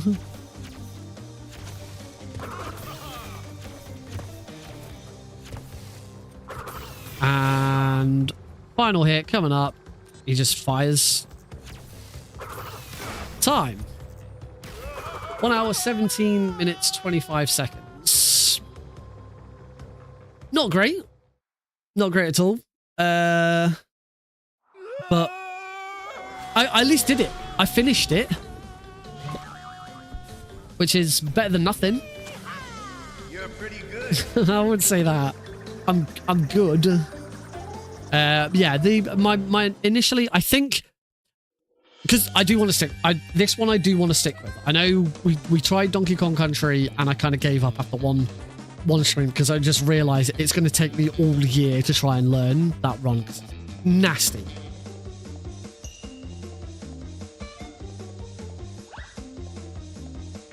it would be nice to give this one a decent go again, because I love this game. You know, it's one of the first. I learned this before I learned Metal Gear Solid 1. I do really enjoy this game. So I would like to stick with this for a little bit. And I think my initial goal is going to be to get sub-hour with the tricks that I already know. And then, once I've done that, start looking at new stuff. And then, if I've still really enjoyed it, I could learn 2 and 3. I think my initial interest after this will be to learn the PS1 version. And it would be cool. I do like my trilogy run. I do like my trilogy runs. Rugrats Angelica's fashion show. I'm gonna go out on a whim and say no to that. So if I had a decent way of capturing Sega Mega Drive, I definitely would try and do more Sega Mega Drive stuff. I've got my Sega Mega Drive is a bit out of action at the moment. I've got mine, but it's actually right here. Here's my Sega Mega Drive. Yeah, but it's currently in bits. It needs a decent clean. It needs working out exactly what's wrong with it because it doesn't work properly. Yeah, it needs a bit of TLC. It's actually fire. I'm not surprised. So yeah, I'd love to do more stuff on this, but I also don't have a great way of capturing it. At some point, I'd love to actually do flashback on this and actually do a console run of flashback. Again, HDMI Sega Mega Drive plays cartridges. If I could get one cheap, I'd be tempted. I do have Heidi bought it for me. I don't actually know where it is. Heidi for 1 year for Christmas. Heidi bought me a little Sega Mega Drive.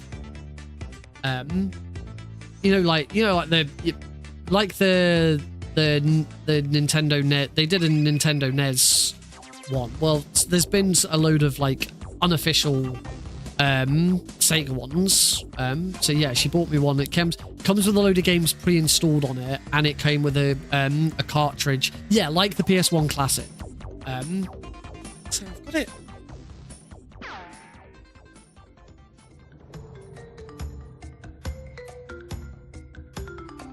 Here it is. There we go. Let me there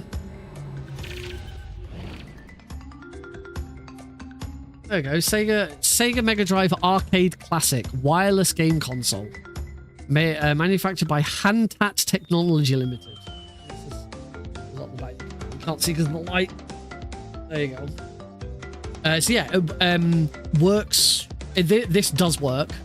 You can put old Sega Mega Drive controllers in it. It does also come with 2 wireless ones, and they're connected by LED, or LCD, or wireless, or infrared. Probably infrared. If you just switch it on with no cartridge in, it has a bunch of pre-installed games. It also came with a cartridge that has a bunch of extra games on it. I've got that cartridge up there somewhere. I don't know if this would be legal for speedrunning, though.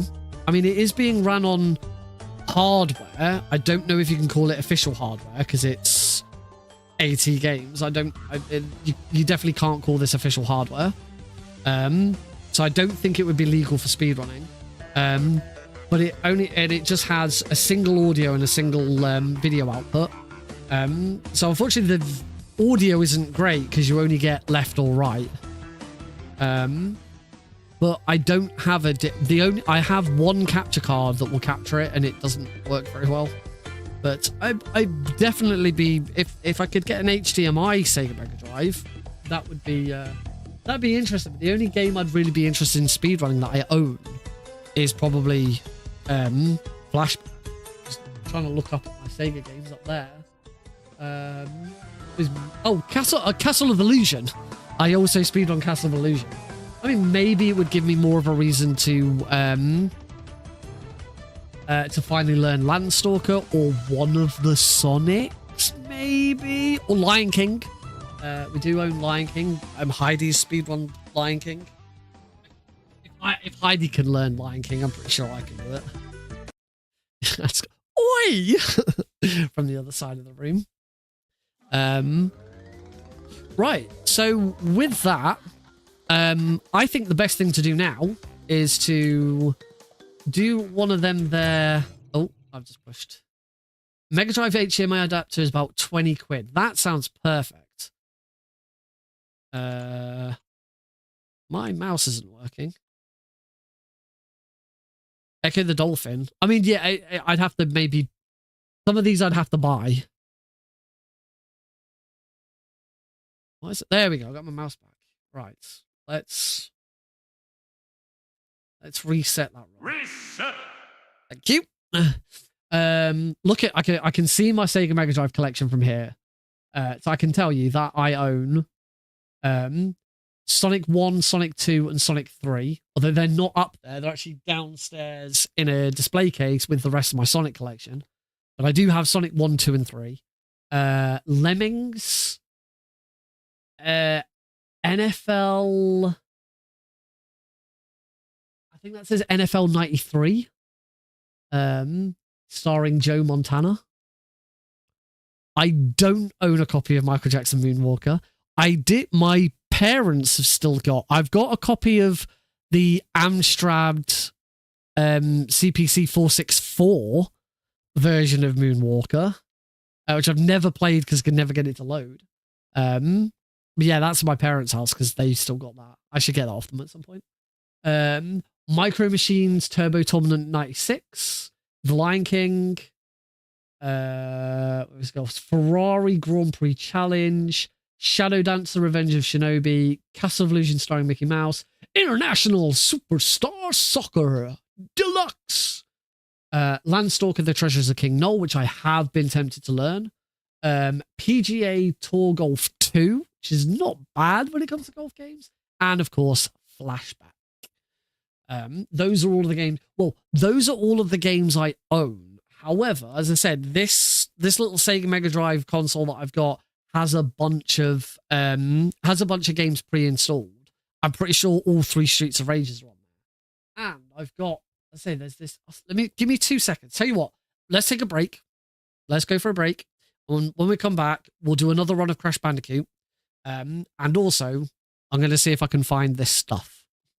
So, see you all in just a few minutes. In the meantime, you tell me what other Mega Drive games I should be looking at.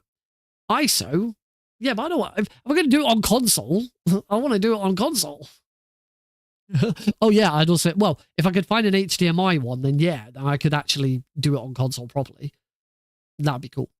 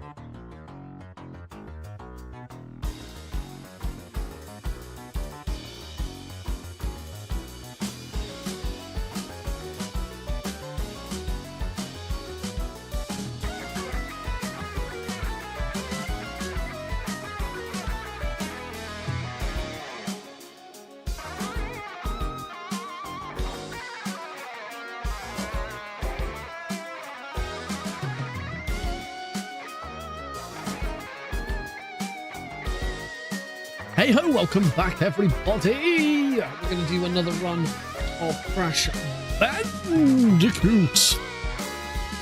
But before the break, we were talking about Sega Mega Drive games. I found my little cartridge and I'm going to have a quick look and see if I can work out what games are on it. So we know what I could potentially do if I decided to go down that route.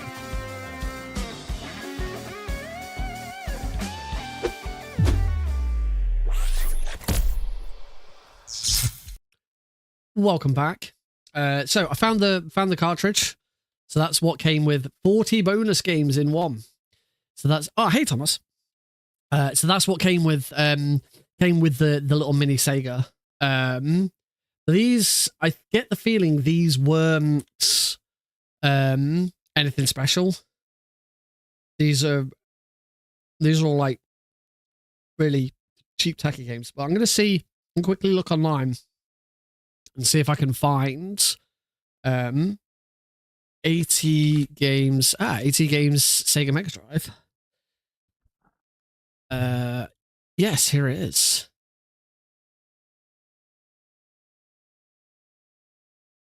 That's I found one online, but it's not the one I've got. I just want to make sure I'm looking at the right one. An article why you should avoid the 80 game Sega Genesis / Mega Drive.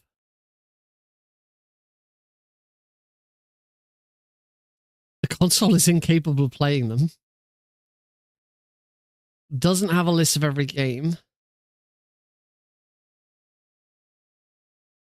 It doesn't have. It doesn't include a list of every game that's on here, but it does include a list of every game that's on the console. Mega Drive entitles include. It says includes Alex Kidd, Altered Beast, Columns, Comic Zone, Echo the Dolphin, Golden Axe 1, 2, and 3, Kid Chameleon, Rystar, Streets of Rage 1, 2, and 3, Sonic and Knuckles, Sonic the Hedgehog 2, Vector Man, and Virtua Fighter 2.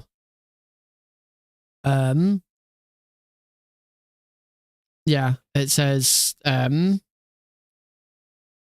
it just says apparently it's not very good to try and play. I'll be honest, I haven't actually played with it that much. It's more of like a little collector's thing that was cool. Yeah, I'm trying to find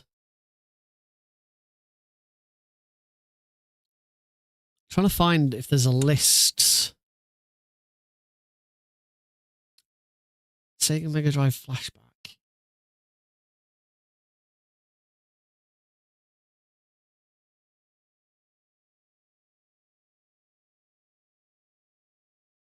Okay, there is a list. I'll paste the. So I'm not going to read them all out. 1, 2, 3, 4, 5, 6, 7, 8, 9. Yeah, it's definitely. This is definitely the right one. Yeah, it seems like most of the bonus games that are on this are all just like not good.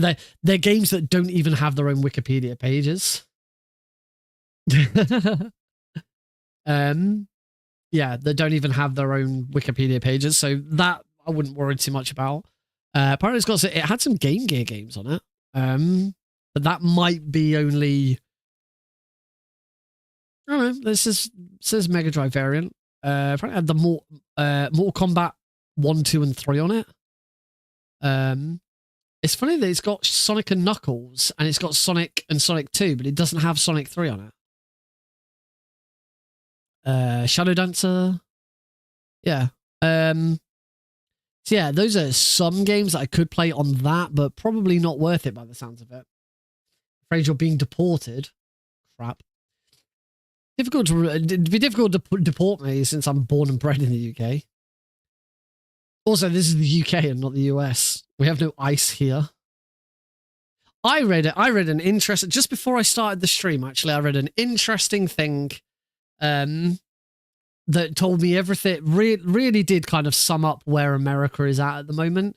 Wikipedia, as we've just been talking about Wikipedia, Wikipedia has a system in place that it has been trialing in some authoritarian countries for a while, where you can post and edit Wikipedia anonymously. It will not take your IP address. Whereas normally when you edit Wikipedia, it asks for your, it takes your IP address so that it can, block your IP address if if you're someone who's just breaking Wikipedia or whatever, or trolling. But no, they've been trialing methods of doing it without being shown, without your IP address being shown, and that is now ready in America because they are concerned about backlash from, and specifically in the post that I saw quoted Elon Musk and the government and other things. Well, the schools tell you not to use Wikipedia because because anyone can update it. So it's not, you can't necessarily 100% confirm that it's always going to be accurate. I always think if you're going to use Wikipedia as a guide, use it to find other, use it, but then go to the sources that it claims. I've edited a couple of bits of Wikipedia that you go to the sources at the bottom, and that's where you go to. It's Wikipedia is absolutely an invaluable tool. It's amazing. I've done my fair share of Wikipedia editing. I tried to set up a Wikipedia page for Metal once, but trying to set one up is a pain in the arse.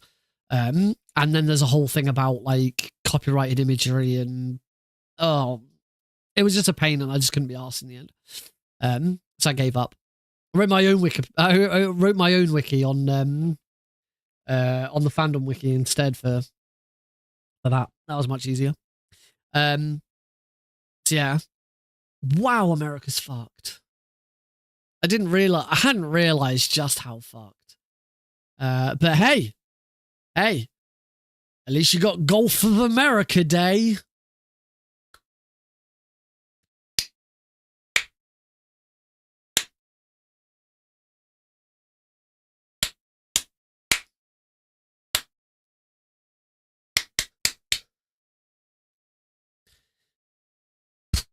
The rest of the world is going to continue.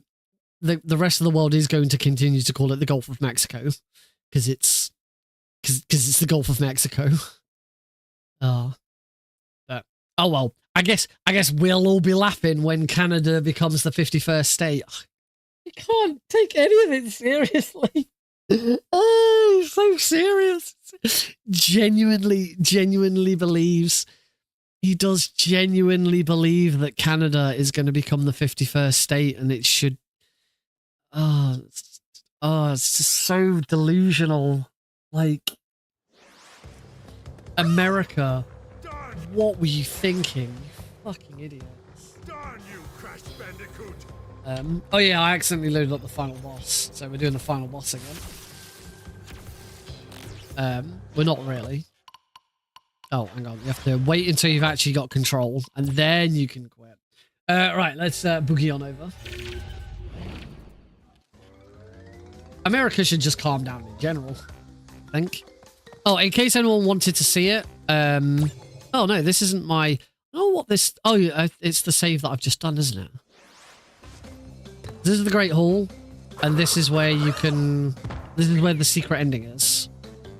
Lost internet for a second. But it seems to be back. And hopefully we're going to be back live with the... Hopefully we're going to be back live in a second. I don't even know if me streaming from my phone right now is actually working. I have no idea. I have no idea what's going on. Are you... Am I actually... Wait, that says lol. That says lol. Wait. Hang on, am I waving at the cam? OBS isn't saying that I'm live. What? What the frick? Yeah, we're back. We're back. But OBS doesn't think I'm back. OBS still thinks I'm connecting. Let me check both YouTube streams. YouTube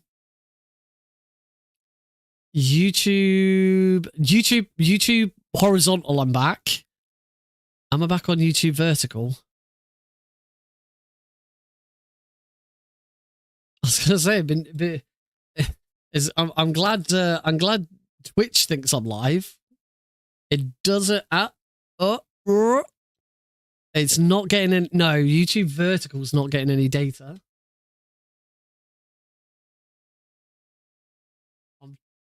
Whoops. Oh. Whoops. OBS has crashed. Okay, I see me say I know I'm still live. I don't wanna. It's because I was talking about how shit America is. See, I've got a message saying that the OBS has crashed, but we're still live.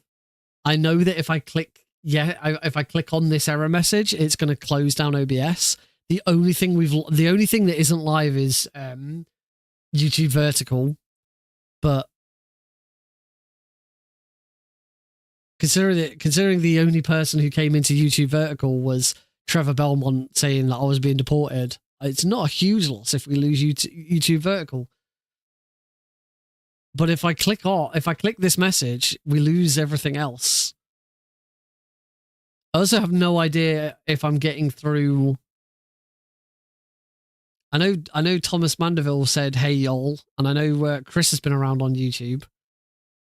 What are you clipping this for? I also have no idea if that's going to work. Have I lost like my connection to? Oh wow, shit's still working. It claims OBS claims to have crashed, but shit's still working. It's still posting everywhere. I'm tempted, because it's only YouTube vertical that we've lost. I'm tempted to just end the YouTube vertical stream. So YouTube vertical has now ended. We'll just continue with Twitch and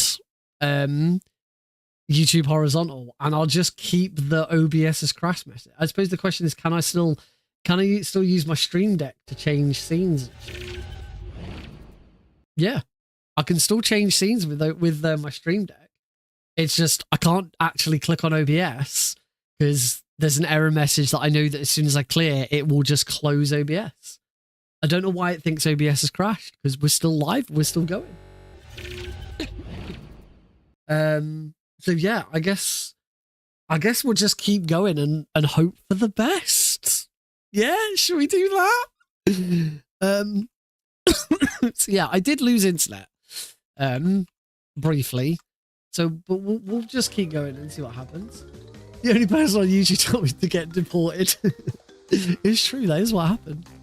Anyway, here we go. If you do get every gem in Crash Bandicoot, you get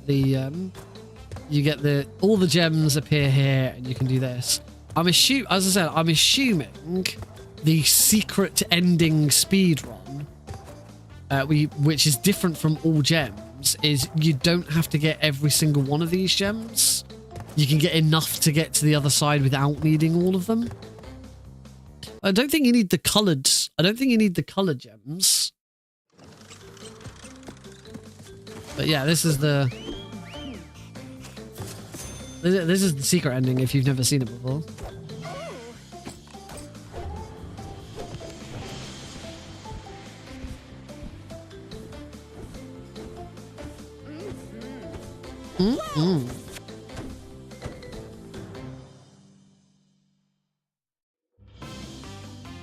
Papu sold the ruins of Castle Cortex for a resort developer. He then used the proceeds to open a big and tall shop on the island. After intense therapy and 8 years of higher education, Dr. Rue went on to write the Royalty book Through the Eye of the Vortex, a study of rapid evolution and its consequences. Koala Kong moved to Hollywood and landed a motion picture deal of universal proportions. Currently, he is working with a speech therapist to improve his diction. I'm not going to speak and I can't even speak. Pinstripe moved to Chicago, where he now owns and operates a city-wide sanitation company. He is saving money for his upcoming Gerbinational campaign. After the disappearance of his mentor, Dr. Nitrous Brio rediscovered his first love, ending bar.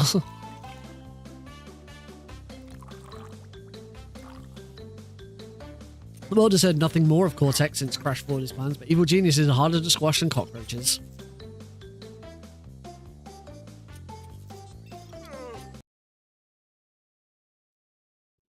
So there you go, that's the secret ending.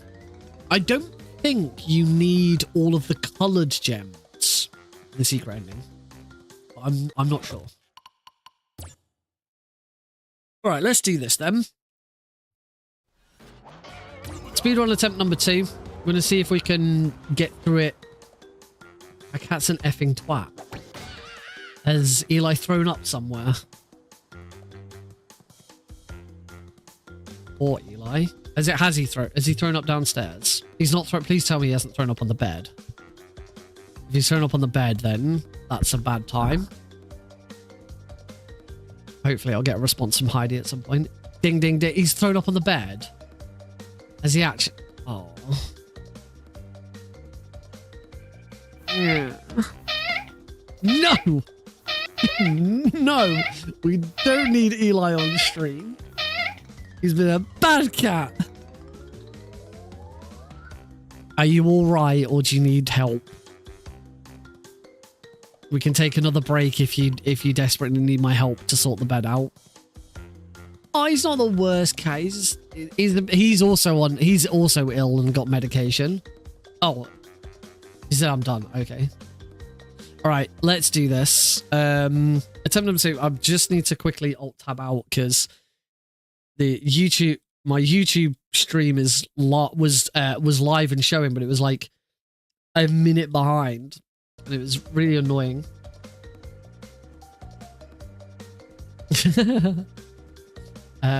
Right, here we go. Let's do this. See if we can get a better run in. Do I want to quickly have a look at how I deal with Ripperoo? Or should we just strangle the cat?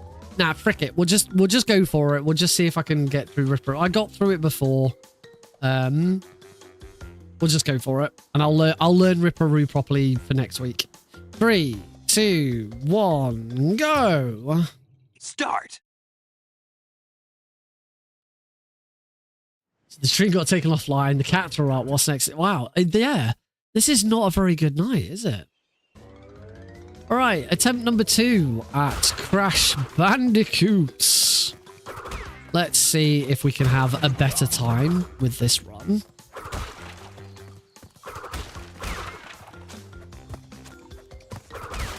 That's already better.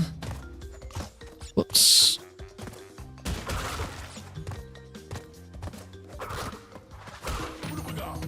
I've just realised I was holding the analog stick.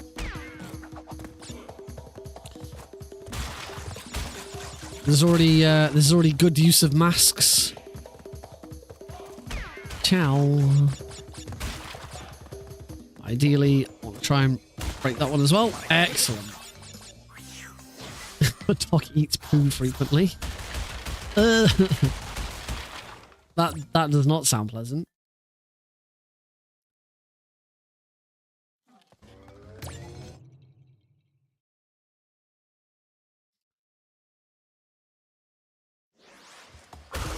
All right, and we're off again. I do have a little bit of time here, so I do want to see. Boxes will break when I'm near them, so I do want to go out of my way to get the boxes here. Because I've got to wait. Got to wait for that one anyway. There is a bug in the game, which has seemingly never been fixed. We'll notice it in a second. When you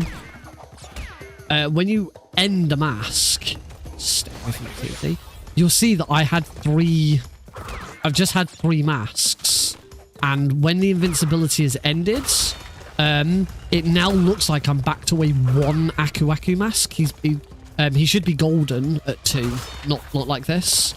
It's a bug with the game. If I got another Aku Aku mask now, he'd be golden. Sorry, it'd be 3. We'd have invincibility again. Justice for Eli. Right, so onto the Great Gate.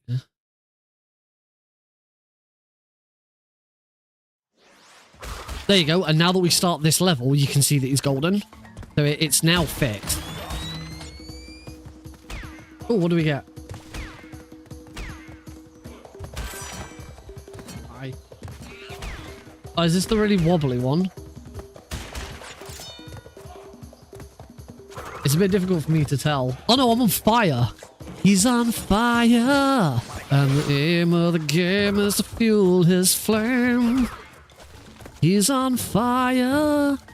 There we go. And invincibility again.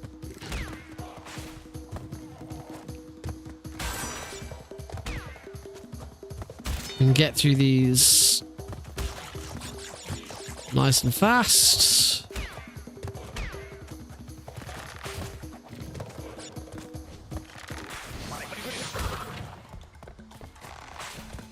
And done.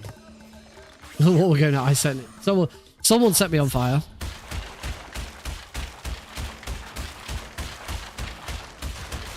That took too long to... Didn't quite register correctly.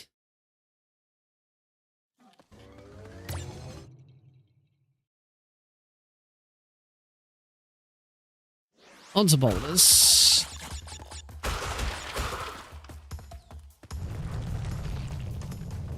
Wow! So for the most part, this speedrun is going to be improved just by not dying. Some of the like really dumb tricks that I've been trying to do are really not necessary at this moment in time. Just getting good at the levels again is going to be the main thing. Just practice. You know, good old practice like I do for everything else.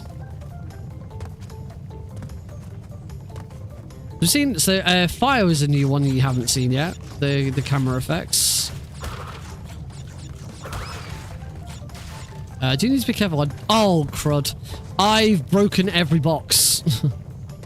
That's a time loss.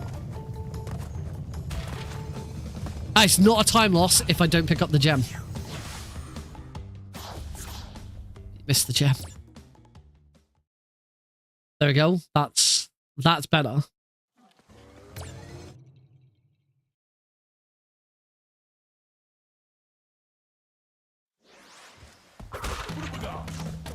Alright, so, like I said, just getting through this level without dying is going to be a faster way of doing this.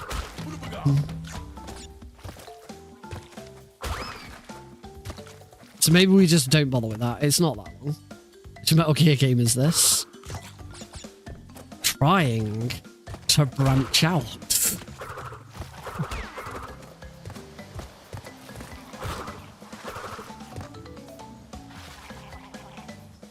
So I'm trying to think what you see. You've seen pixelated. You've seen fire. I think you've seen.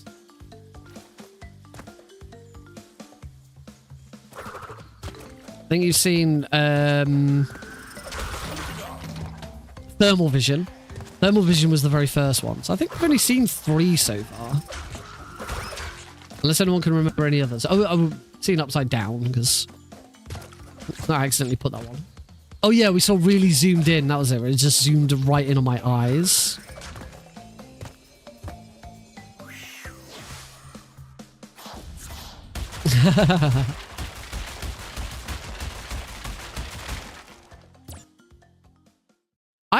I appreciate the fact that Raiden's wig is here when I'm not playing a Metal Gear game.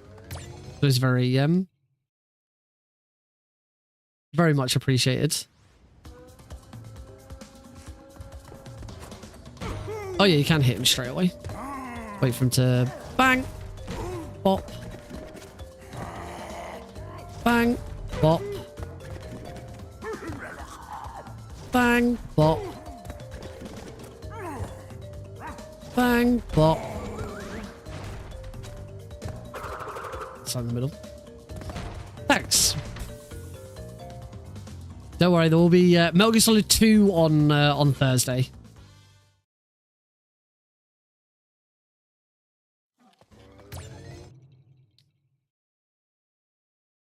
Rolling Stones.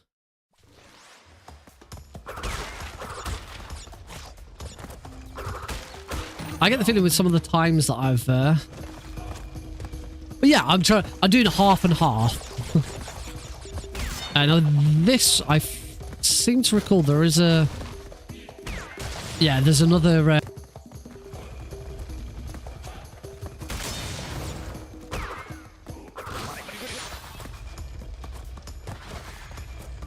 And it's back. That's weird. Microsoft have recently confirmed that there's been a bug with sound on Windows 11 for ages where it'll just randomly cut out. I have it on both my laptop, my work laptop and my desktop. It's a right pain in the arse.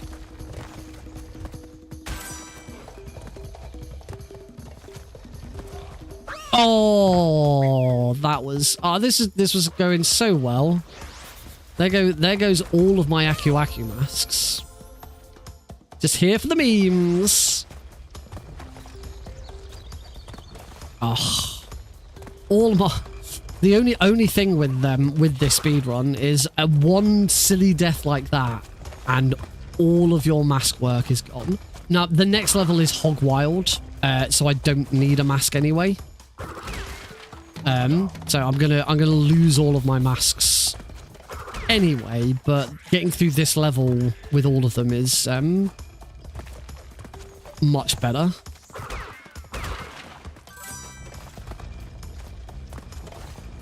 Boo, boo, boo, boo.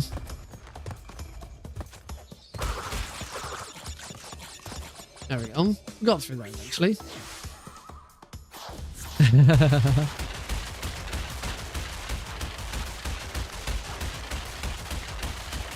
Once Delta is out, you're going to hear nothing but me for the following 6 months. Tug Wild.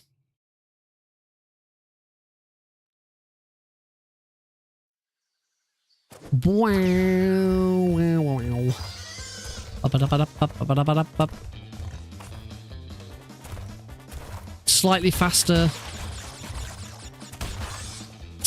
to jump. But also you can't move around when you're jumping. You want to break all but one box.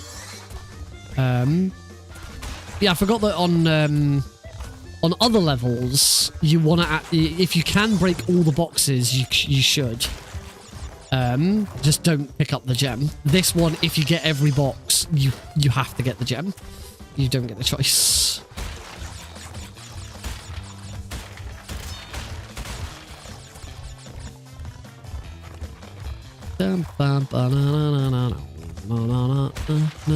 There is a second one of this, second level of this as well, but it's a bonus level that you don't have to do.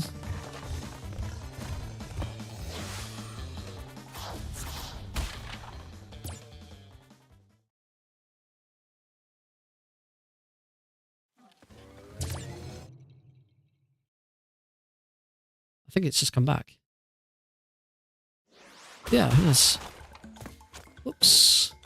Oh, isn't that sweet? Right, we're back on the masks again.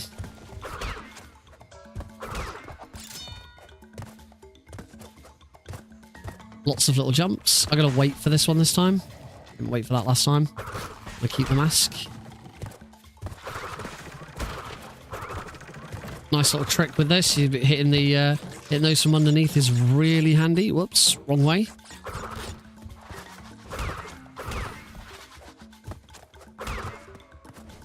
Let's wait for that one.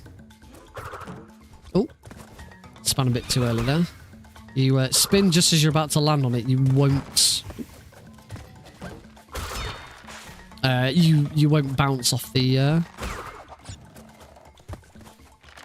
lamps. This is I believe this is the only level that's got them. It's got those lamps.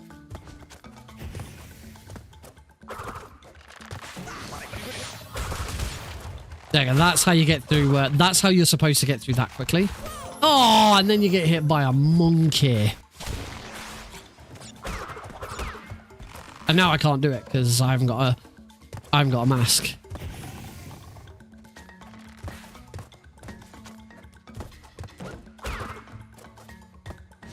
Oh wait. Yeah, damage yourself there, and then you can get through this section without any issue. Let's just try not to get hit by the freaking monkey on the other side. Oh, missed that one somehow. And it's from here that you start getting prepared for your next set of masks. Around the back. Rykov's wig.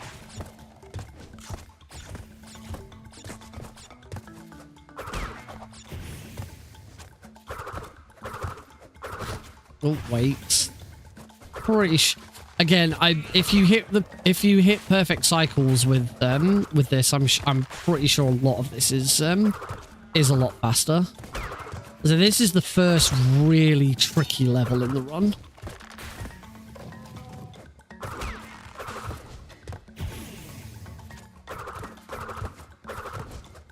Like, I'm pretty sure you could jump something there at that section as well. I'm going to get out of here with the mask though, so that's good.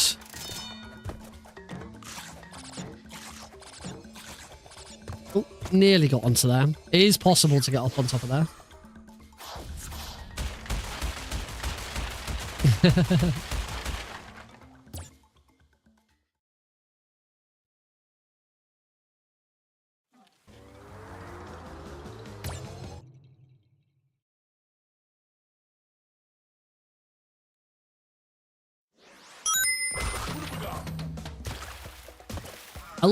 I do love that Meryl is watching on Twitch and Raiden is watching on YouTube, and you two are really easily having a conversation.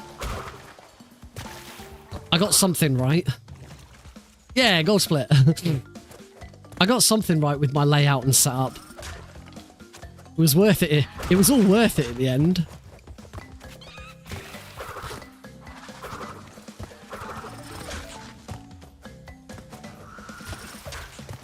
Thanks, StreamerBot. all thanks to StreamerBot.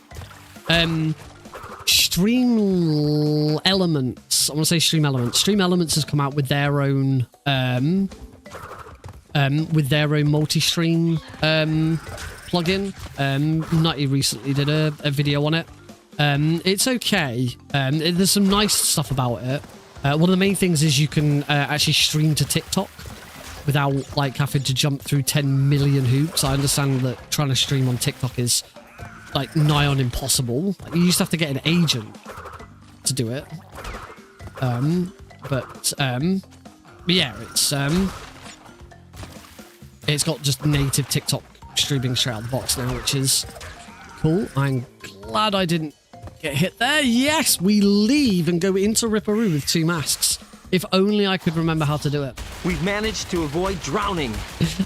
I have indeed managed to avoid drowning. That was a good level. That was good.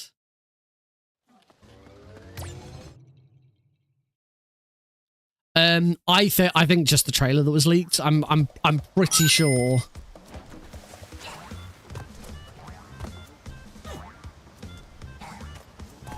Damn it.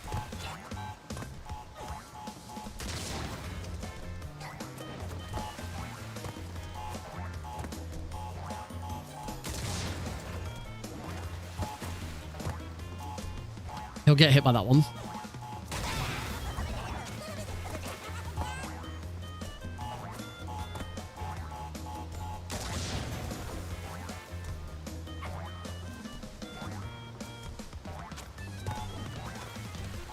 Damn it.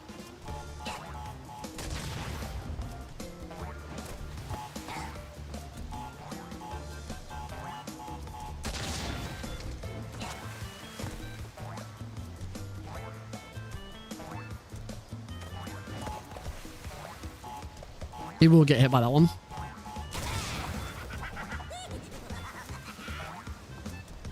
So now the best thing to do here is just do that. There we go. This boss is a pain. There's way faster ways of doing it. I just can't remember what they are. This is one I'm gonna have to relearn. Every time I come back to this speedrun, I have to relearn this boss because he's horrible. Right, on to the run killer, the Lost City. But I am now within. I don't actually know what my old PB was. That's the only thing. Because we're working. I'm working off of. You know, not my original splits. I know that this isn't my PB.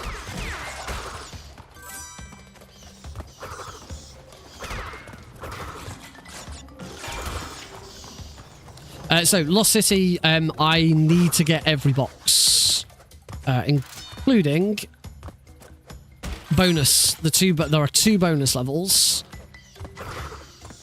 or 2 bonus rounds, if you want to call them. I'm gonna get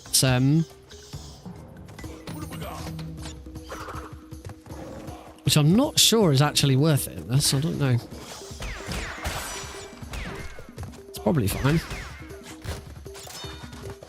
Oh god, no. Yeah, you don't want to get the golden mask in this because I can't kill him. Because I have to get that Brio icon. So yeah, you do not want to you don't want to get to 3 masks. Certainly not in that portion of the stage. Damn it.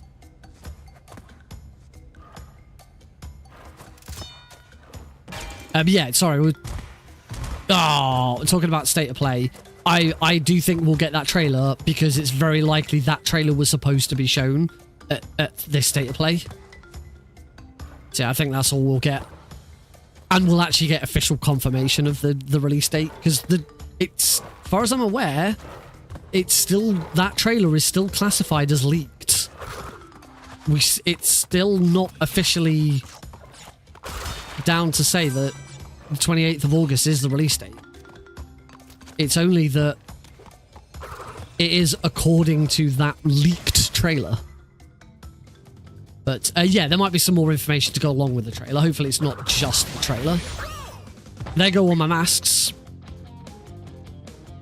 Rykov reveal. Oh yeah, we haven't seen Rykov yet, have we?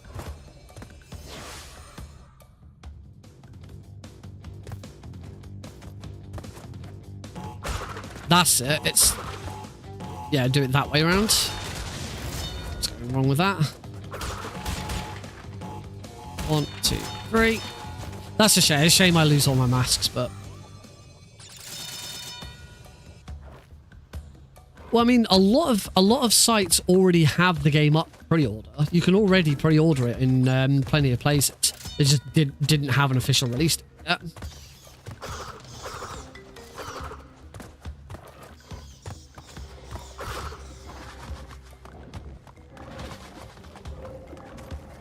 Some more official information about the game and some other stuff like that would be nice.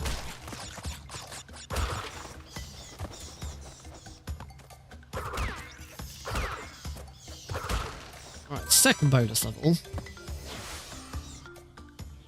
That's a good point.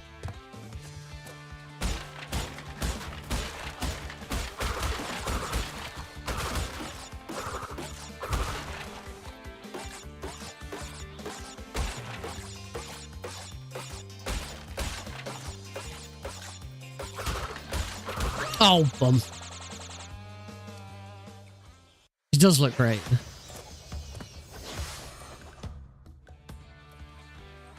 I can't remember how old she's supposed to be.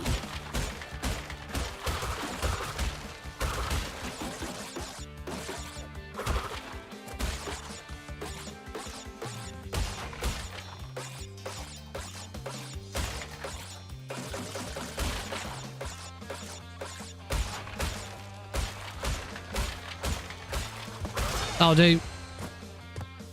Got there in the end. 42. So I'd say closer to 30s.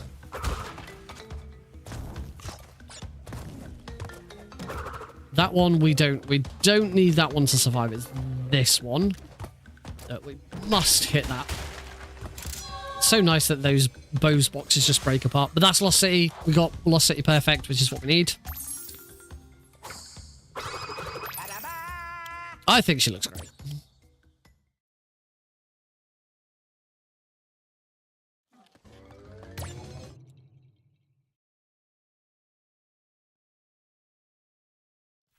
You will of course have die-hard fans, or people who claim to be die-hard fans, who aren't going to accept anything because they just don't want it. I still think it's I still don't think it's particularly warranted. I still don't think a Metal Gear Solid 3 remake is really necessary because the original still holds up. But we're getting it, so I'd rather try and look forward to it and enjoy seeing what I'm seeing about it and get excited about it. It's new Metal Gear, for God's sake. We're getting some new Metal Gear in 2025, something we haven't had for a very long time. So I'd rather look forward to it and be excited about the things I'm seeing than just be miserable about it. I'm not saying that just not liking it or not liking a part of it is essentially being miserable. Criticism is valid.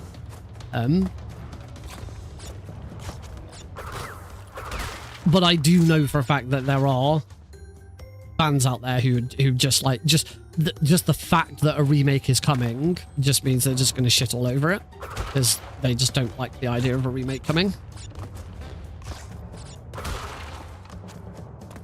There. That was a shame.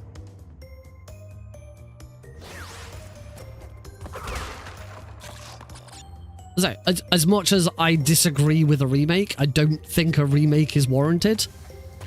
I'm not gonna just completely ignore the fact that we're getting a remake and not be excited by some new Metal Gear content.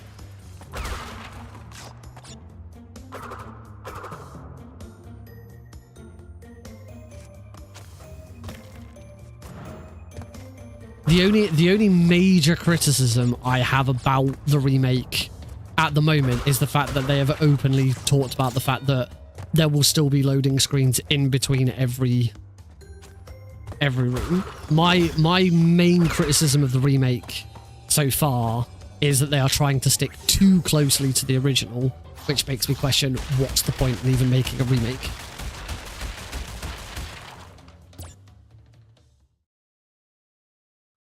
Hey, we've got until August to ponder all of these questions and keep wondering about them. Road to Nowhere, we're getting there. We're starting to get closer to whatever this old PB is. I'll have to dig out some old videos and see if I can, or some old screenshots and stuff, see if I can actually see what my PB was at one point.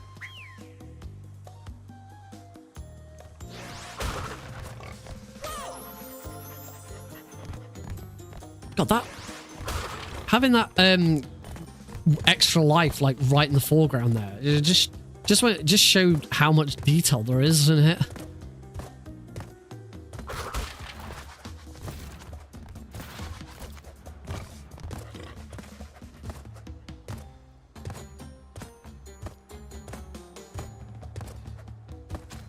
Oh, I thought I'd screwed that up then.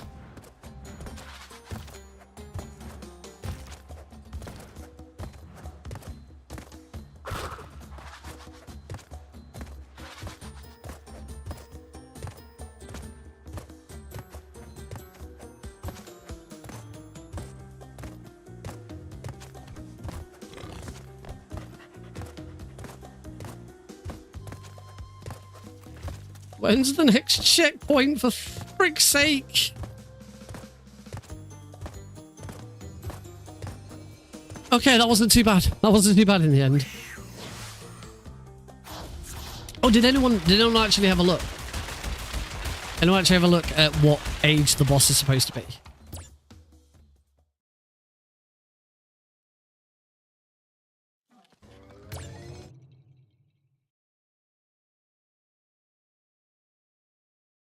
Yeah, gold split.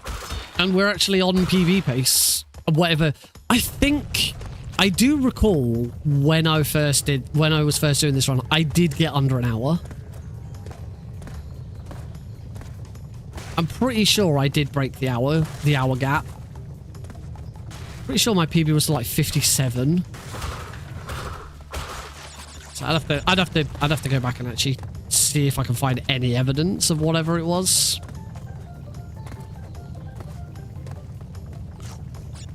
Certainly, I can tell you there is no point in submitting to the boards unless it's under an hour.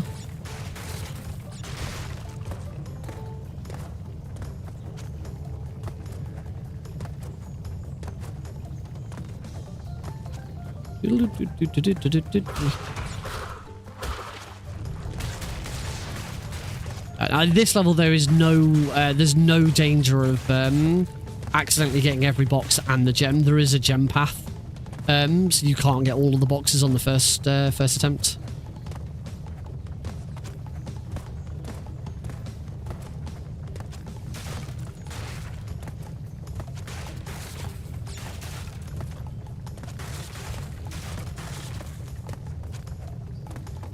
Watch out for that boulder.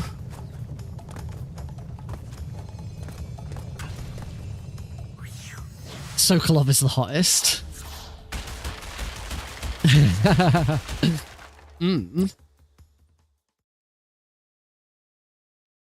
Come check out my Crash Bandicoot. Sunset Vista. All right, let's go, go, go, go, go, go, go, go, go. Yes, I said in my first attempt at this. On your very first. On your very first initial load into this level, you can beat that fire, but that is it. If you die and have to restart the level, you can't beat that fire again.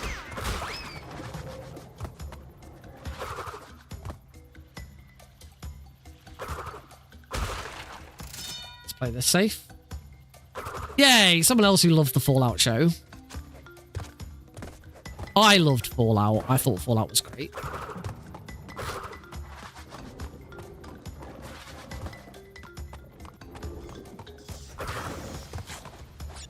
It has made me want to watch more stuff with Ella Purnell in, because I think she's lovely. She's got a show out on Sky.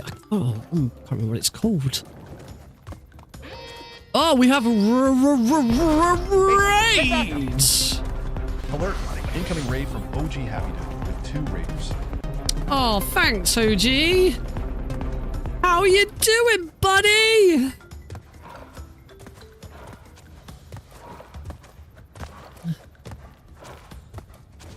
Oh yeah, and she's also fantastic as Jinx.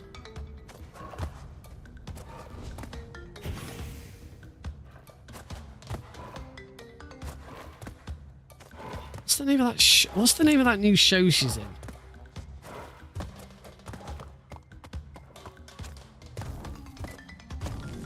I'm going to attempt to skip the checkpoint here because it's a very, very long time loss. It'll be worse if I die, but I'm pretty sure I won't. Pretty sure there's a trick there about jumping on the right boxes there.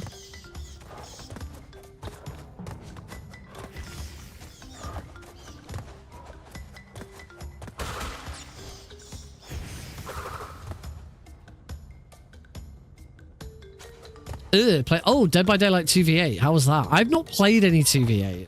I mean, I haven't played Dead by Daylight in ages. Yeah, I don't need that. I don't need that checkpoint. I shouldn't be dying there.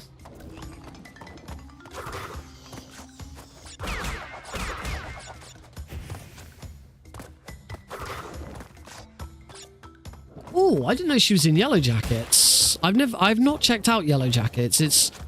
It's certainly one that I've seen good things about.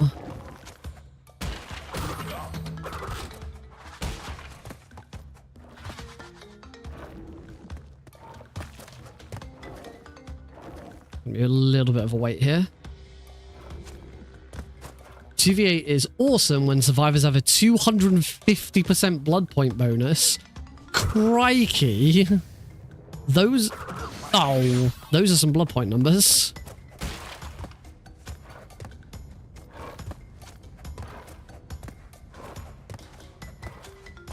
God, it's been a while. I jumped back into Dead by Daylight at one point a couple of months ago or something. I just could not hack it at all. Game's evolved so much since I played. Sweet Pea, thank you. Sweet Pea is exactly the show I was thinking of. She plays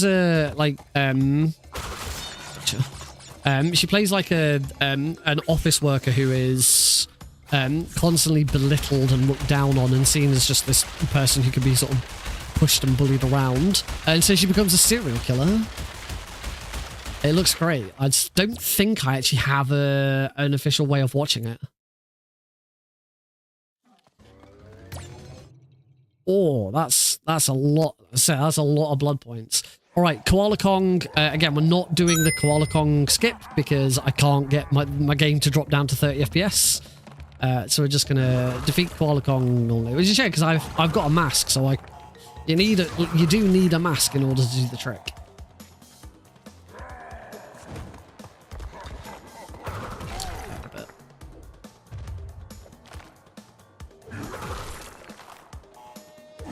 The actress playing Lucy is Ella Purnell. That's who we're talking about.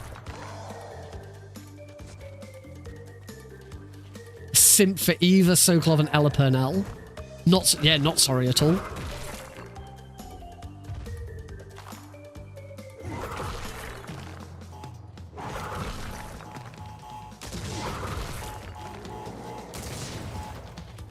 There's only the disappointing thing is now we won't get any more Ella Purnell doing Jinx or anyone from Arcane doing anything because Arcane's done. And we know we're getting a new series based on Noxus next. But we don't know which characters are gonna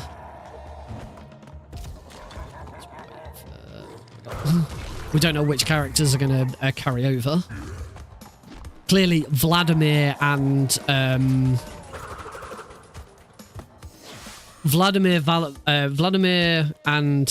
LeBlanc are going to be in it. Very likely Mel will be in it again.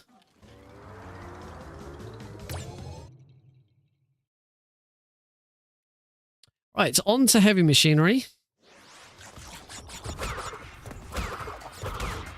Very cool level. One that you can run through pretty easily.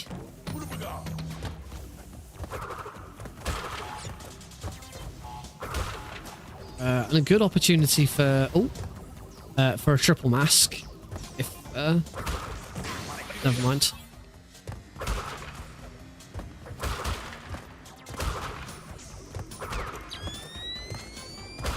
Oh, what we got this time? I will attempt to look over. Oh, Game Boy. This is what I would look like if I was on a Game Boy.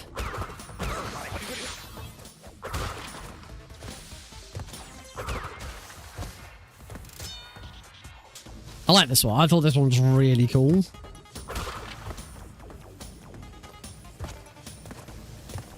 Ooh. Beat boop.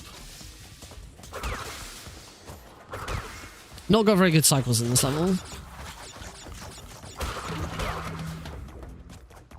Green Nick RP green.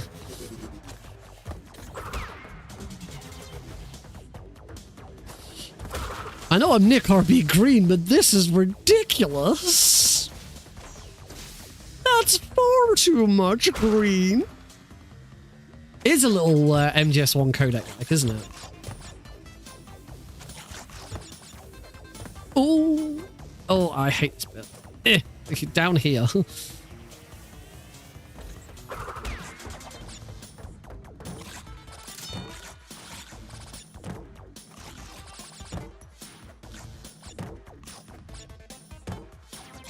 I need to learn how to do that bit properly. You should, you kind of like nudge up against the next one you're going to bounce on and it immediately bounces you off.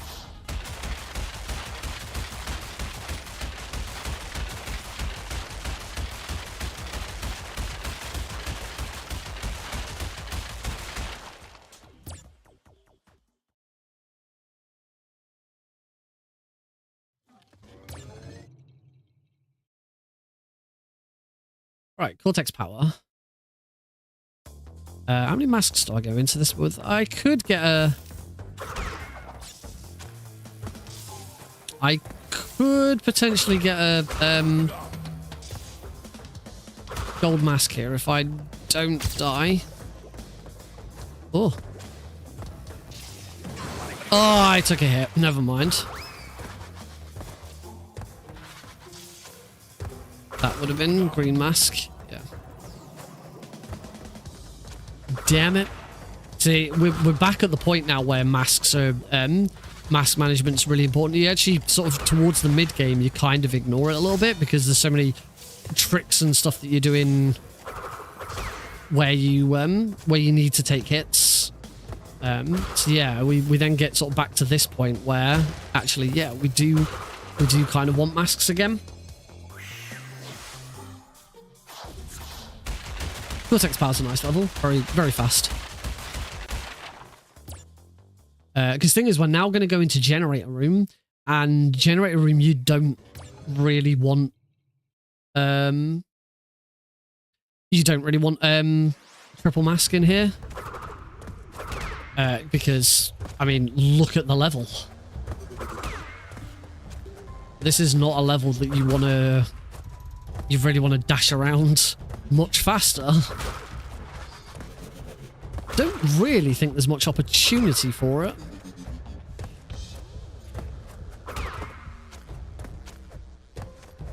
There's one here, but as I say, I'm pretty sure you don't really want it. It's safer.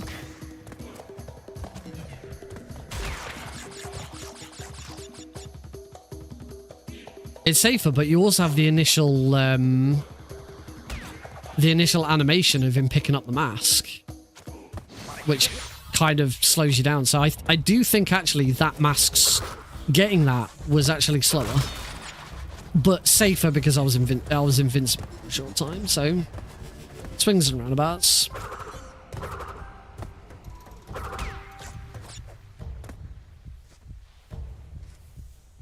Thank you. It's always good to come back to a game like this and find that I'm still capable.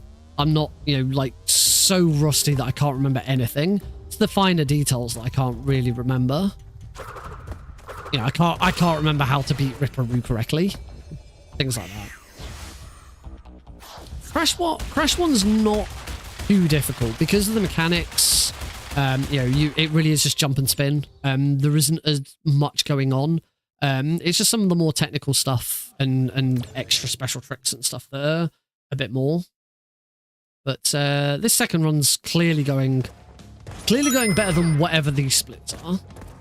And we do now actually get to use some of this for a bit. So hopefully this should be a really nice level. Oh, I still need to jump this. Thought Crash would just break them.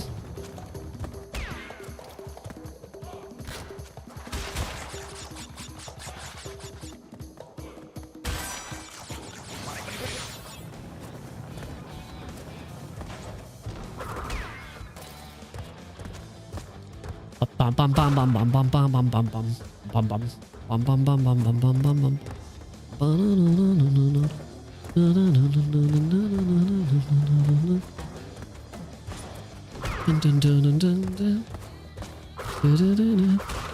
The other thing with this game, and this kind of goes for Metal Gear as why I do so great at Metal Gear, is I played a lot of this game before I learned to speedrun it.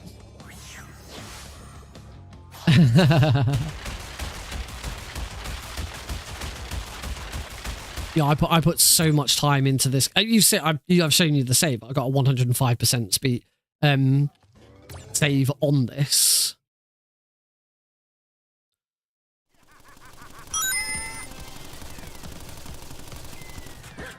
Can't hit him there. I can hit him here. So there is you can get an extra hit off. Like you take a mask hit. But to be honest, I think I'm at the moment kind of more comfortable not doing mask hits so that I can maintain masks. Jump down, doesn't he?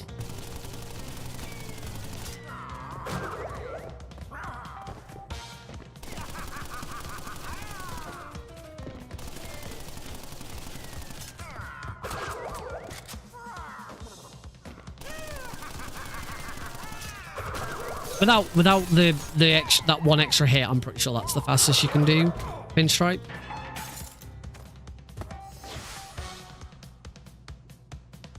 It will be interesting to translate what I've learned, what I know about this into the PS1 original. Now then, if I can do high road and maybe keep my mask. That'd be really swell.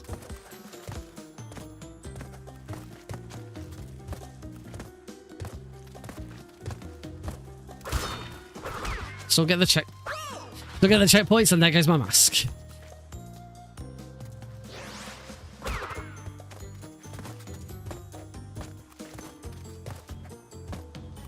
Oh!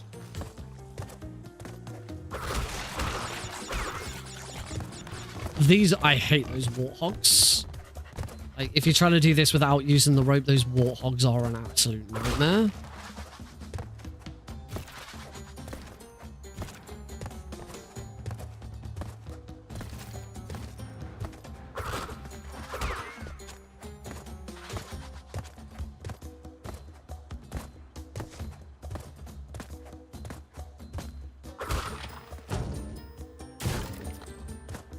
I did not mean to jump on those. I'm glad it worked out for me, though.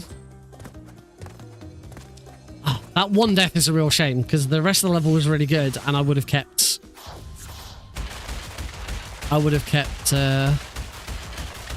my masks.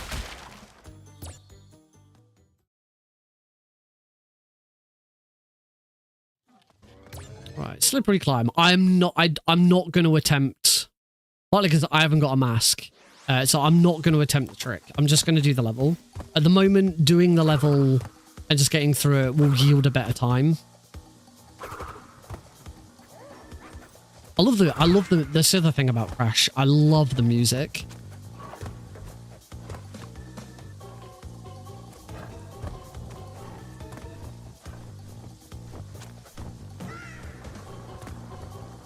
Try that with analog sticks. No.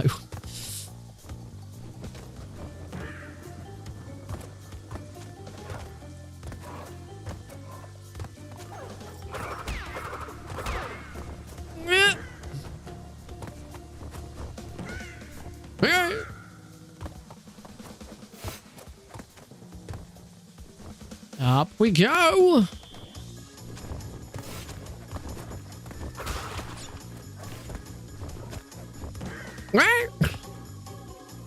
Poor eagles.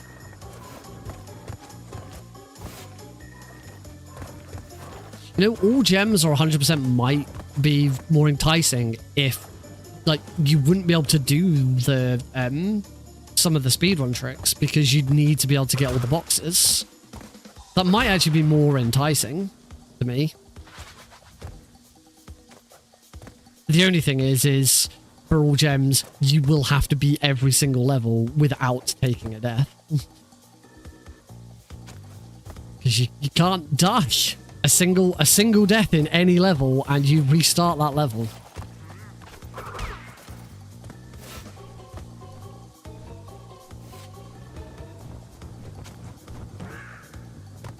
Oh.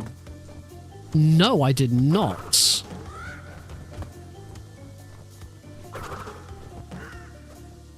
Warwick Uni's esports centre had a load of League of Legends statues and stuff, though. Some really cool ones, stuff that I've never seen as well.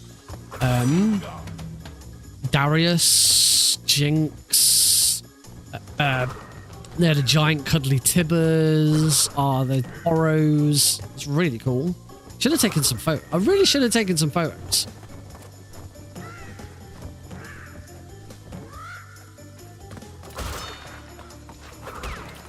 Pretty sure it's probably faster to break those, get an extra life as well.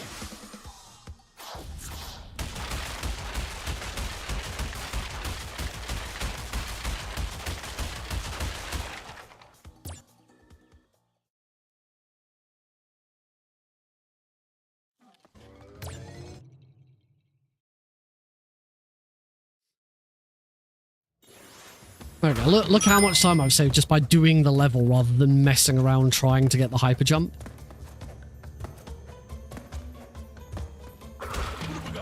Yeah, I really shouldn't worry about that hyper jump for now.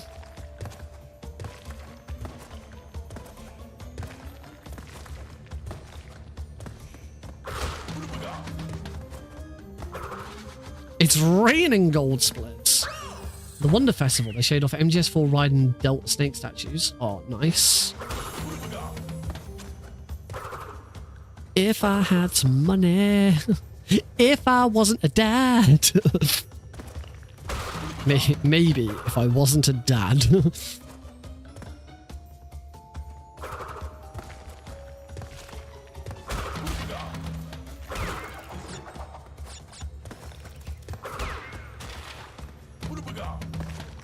I didn't own my own house.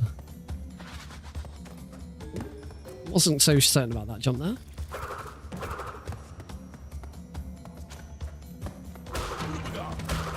Oh, that was bad as well.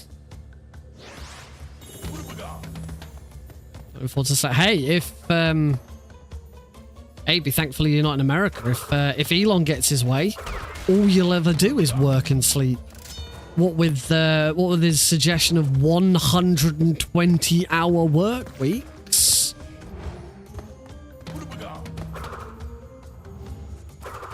I did a double take when I heard that.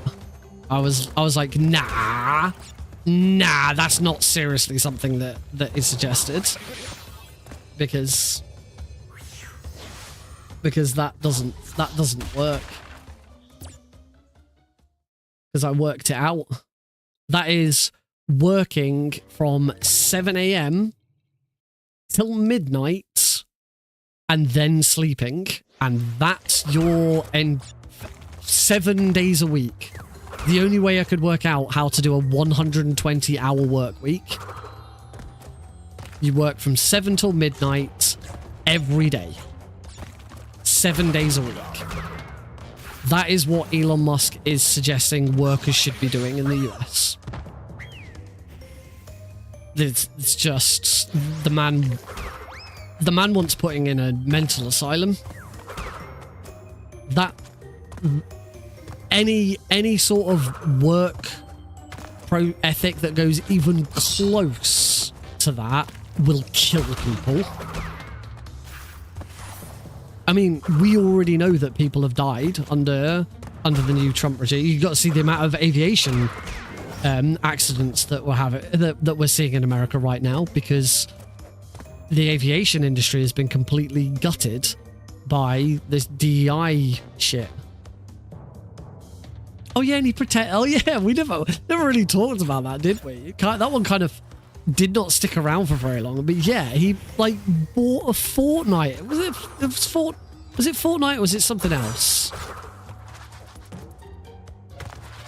He bought an account off someone to make it look like... Was it an MMO or was it Final Fantasy? Wasn't it an MMO? Yeah, he bought an account off someone to make it look like he was really high level in a video game. It's like, why?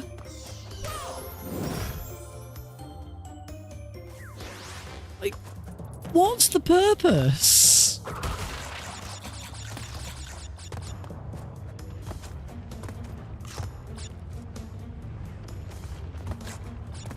One thing I got really annoyed about with it wasn't even Elon Musk that did it. There's a radio station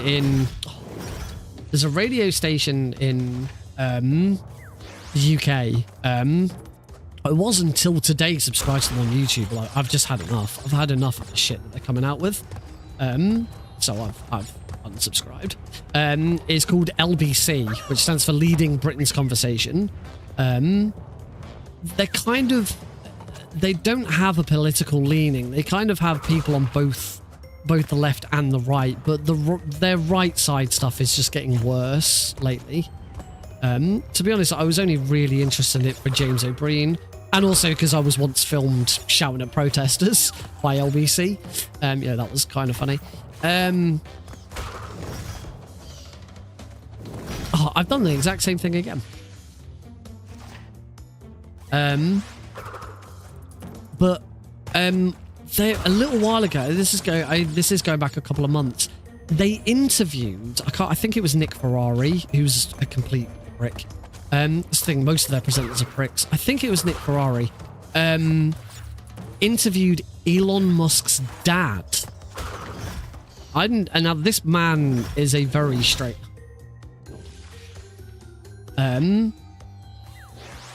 Elon Musk is a very strange man. So if you've never seen his dad, you're not prepared for what he doesn't look like Elon at all. But he does look like, he looks like a wild man, quite frankly. A wild man in a suit. They interviewed his dad, and one of the main things that his dad said was, if you don't like what my son is saying, don't listen to him and just ignore him. Like, are you freaking kidding? How can we ignore him? He bought his own social media platform and completely ruined it and changed the algorithm so that his own posts get more impressions and more views. So if you're still on Twitter, why the hell you'd still be on Twitter at this point, I do not know. But if you are still on Twitter, you can't get away from him. But then also, now particularly with this new role he has in the US government, he can't be ignored. Oh yeah, I suspended my Twitter because it's just an excuse pit for Nazis and an excuse pit for Nazis and transphobia and all of that shit, and it's also ran by a Nazi. Like, after that salute, it's like, okay, yeah, it's fine. He is a white supremacist. It is very, very clear to everyone now, right?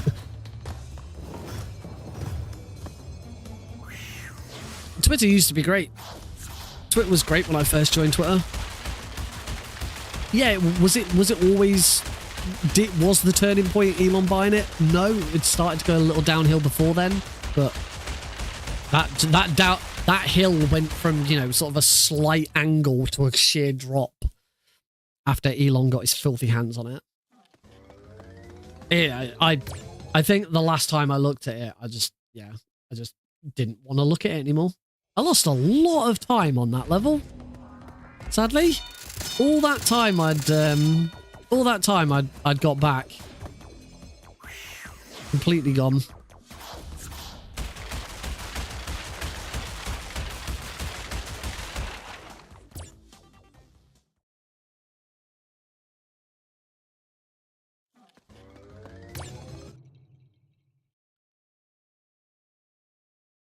Right, embryo. Let's hope I can do this right.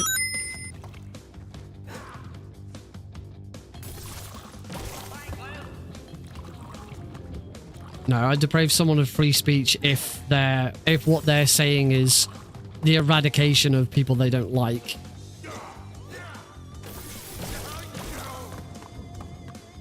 Also, you say I would deprave someone of free speech. Have you seen what some of his policies and stuff are? For someone who is supposedly this free speech champion, is ridiculously hostile towards anyone who doesn't share his point of view.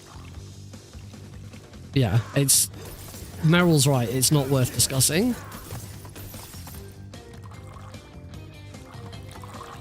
But yeah, it's not that Elon Musk has a weird point of view. It's that he has incredible power to influence and uses that power to hurt people.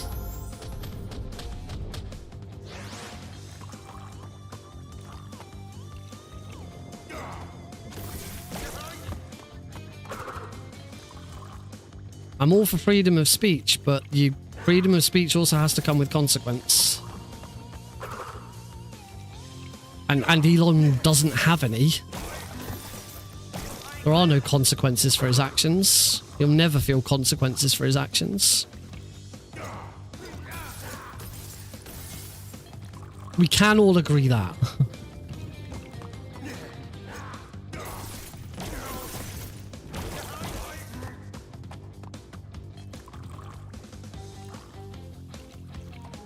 Swag walk. Right, let's not die to Brio this time. Wow, there's a lot of time saving this split. Oh, what? I got too close. This is a shame because in my first run this evening, this was perfect. Justice for Meryl.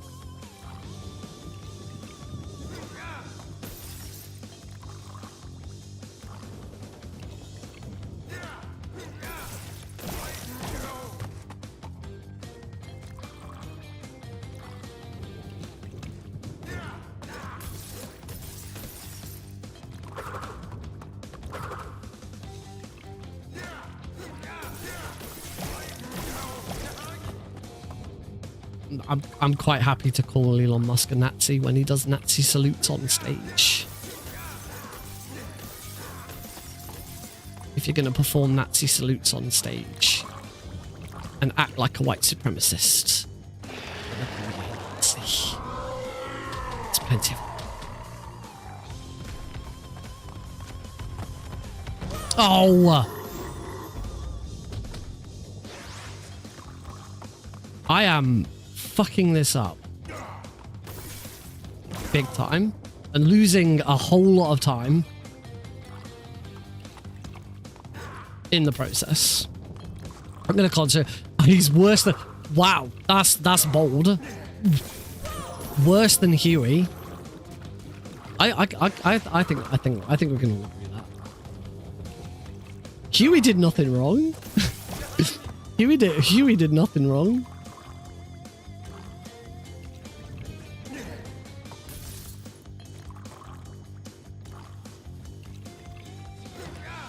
That would be an interesting argument to try and write up. Write an essay on why Huey was right and that Huey wasn't wrong.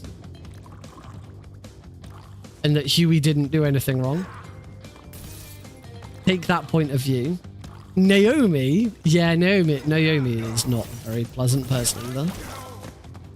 No, Naomi had plenty of problems. What I'm more concerned about right now is that I am going to completely throw this run at Embryo.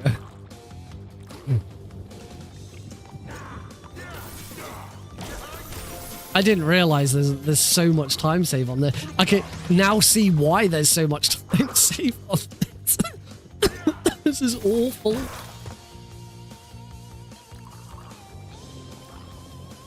I got this so right. I got this so right in our first run this evening.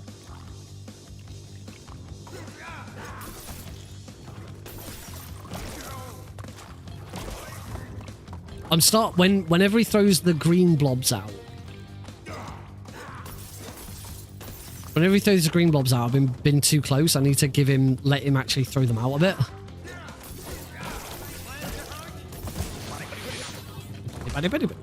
Oh! Throw the entire run on Embryo. I'd be crying if this wasn't hilarious.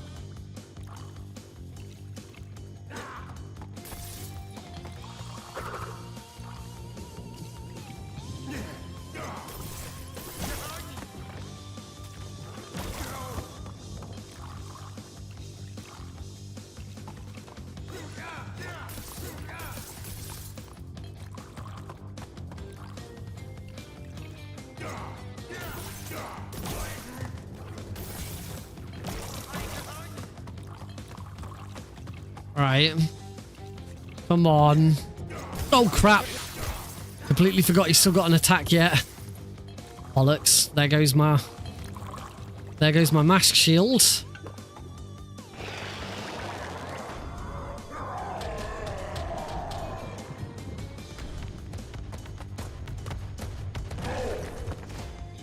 No! I can't get on top of him. I haven't got this. Look, we're now behind.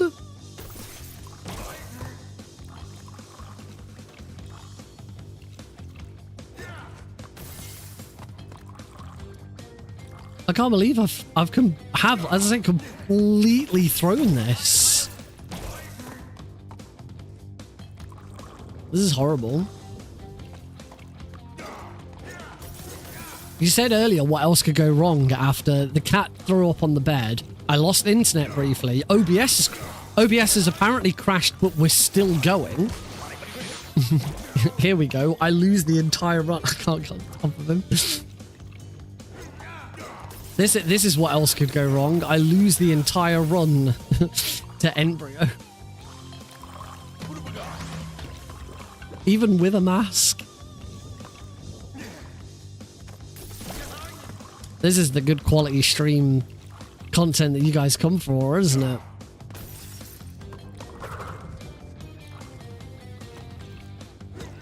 You're all loving this, right?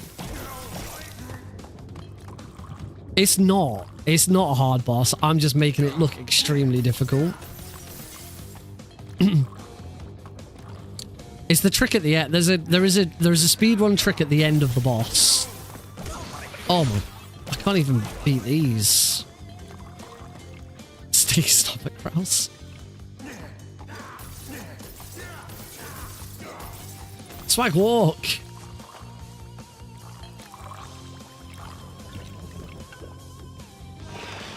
I got this perfect in the first run.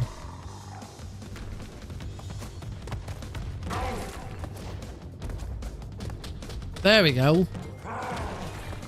Got it this time. Finally. Bonk. And we're done.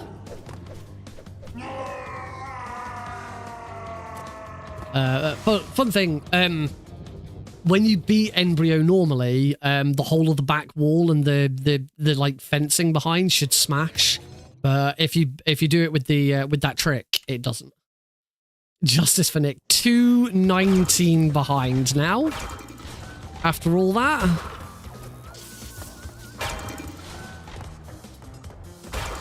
Let's see if I can pull some of that back with the lab.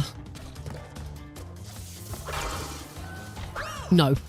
The answer is no, I cannot.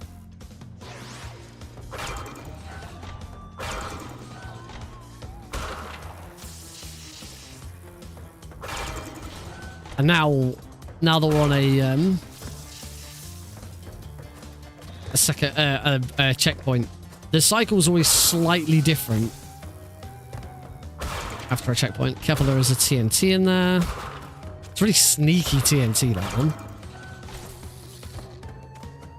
Hope I can get the next bit right. It's a big time save if you can get this bit right. It's not this one.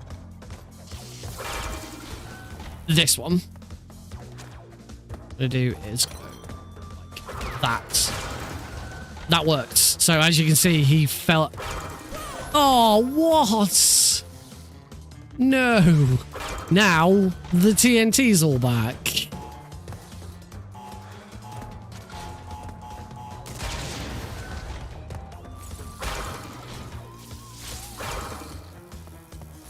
That's annoying.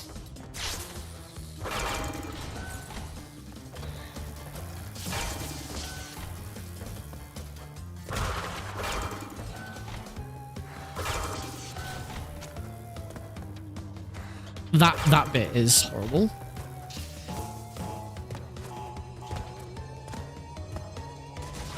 All the bad luck started happening after you were threatened with deportation. Apparently that's what happens. Get deported, bad luck. couldn't have happened to a more deserving person. Well, apparently I brought that back. We're now only 30 seconds behind. I think this could be a PB. This could be a... No, it couldn't. We're already... No. I still don't know what my actual PB is. I'll have to try and find out.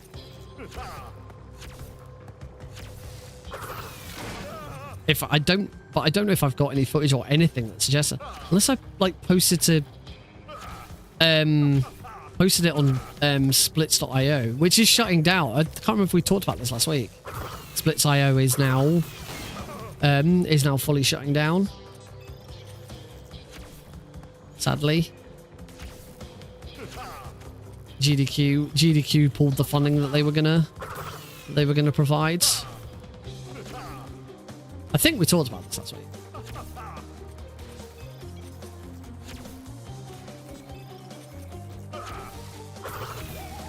There we go. That's the hard bit. That's fine. Now that I'm past that, it should be good.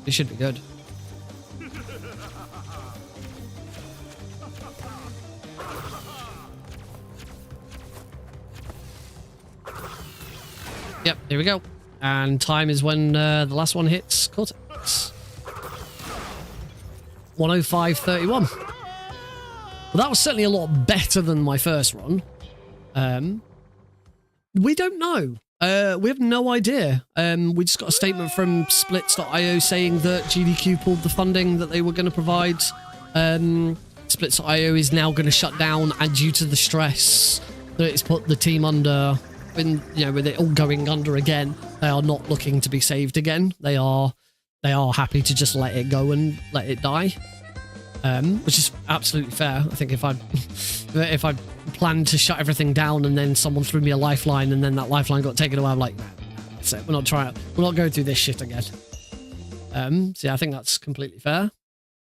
Yeah, we never got, I've not seen the reason for it. The only thing I can assume is that GDQ has reevaluated finances and gone, actually, we can't afford, either we can't afford it, or they want to put the money elsewhere. I don't know. I know GDQ's hiring at the moment. They're hiring for they're actually after a volunteer host coordinator.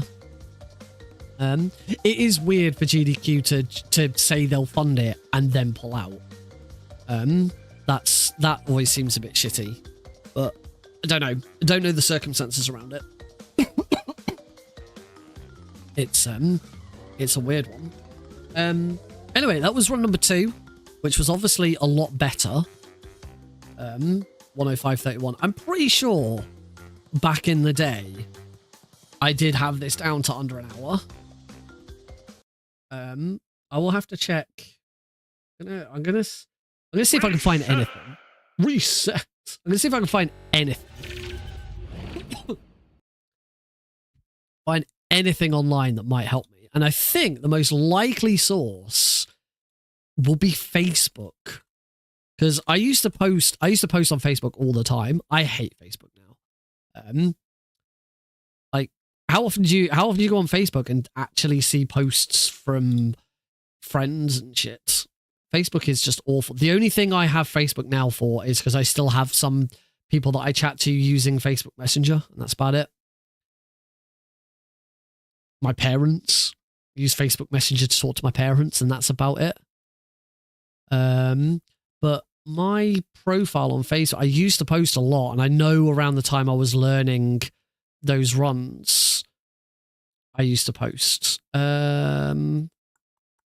Story archive? Nope.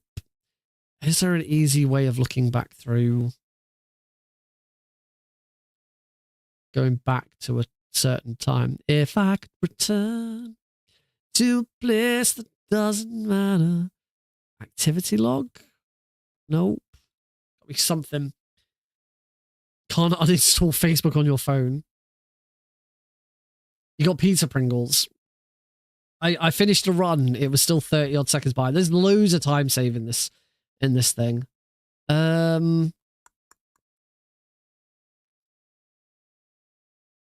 thought there was somewhere that you could just look at stuff. Like, here we go. I found it. Posts. Go to 2020, January 2020. Posted by me.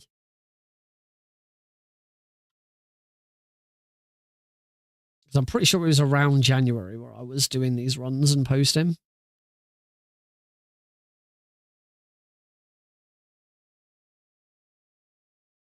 Nope.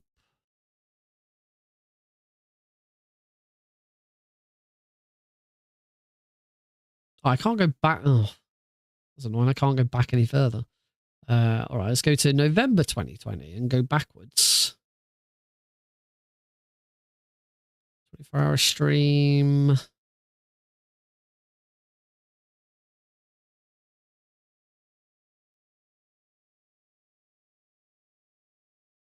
I found my 24-hour stream where I was doing Crash Bandicoot and where I debuted MGS1. Oh shit! Start. Whoops! I pushed page down, and that is what I control live split with. I'll turn off global hotkeys. I don't think I then actually posted anything about it until after that. So let's go with March of 2021 and go backwards from there. I have a 2-hour 14 for Metal Gear Survive. I do indeed. Here we go. I was like, finding posts of me posting my Metal Gear Solid 1 runs or bosses. Klonoa 2 run. Found a Klonoa 2 run. This would have been around the time. I'm not. By the way, I'm deliberately not sharing my screen because Facebook I keep just to myself and family. I don't go advertising Facebook to the public.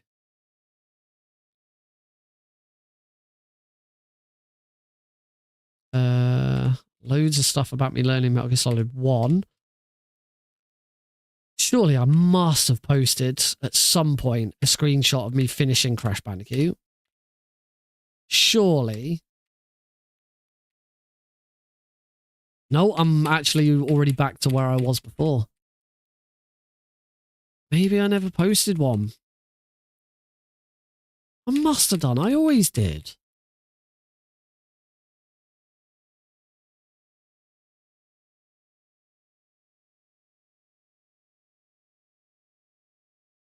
I just cannot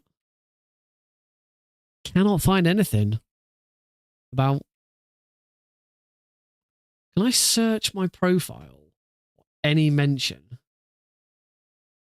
11106. Yeah, that would have been the run that I did. Like that would have been today's first run, probably. Unlisted YouTube vids. I could certainly check my own YouTube and see if I ever posted any Crash Bandicoot videos. I don't think I did. Nope, I searched for Crash Bandicoot and the only thing that on YouTube on my channel that comes up is today's 2 streams. Can you search your own profile? I can search my posts and stuff for Crash. I'll just search for the word Crash. Solid 1.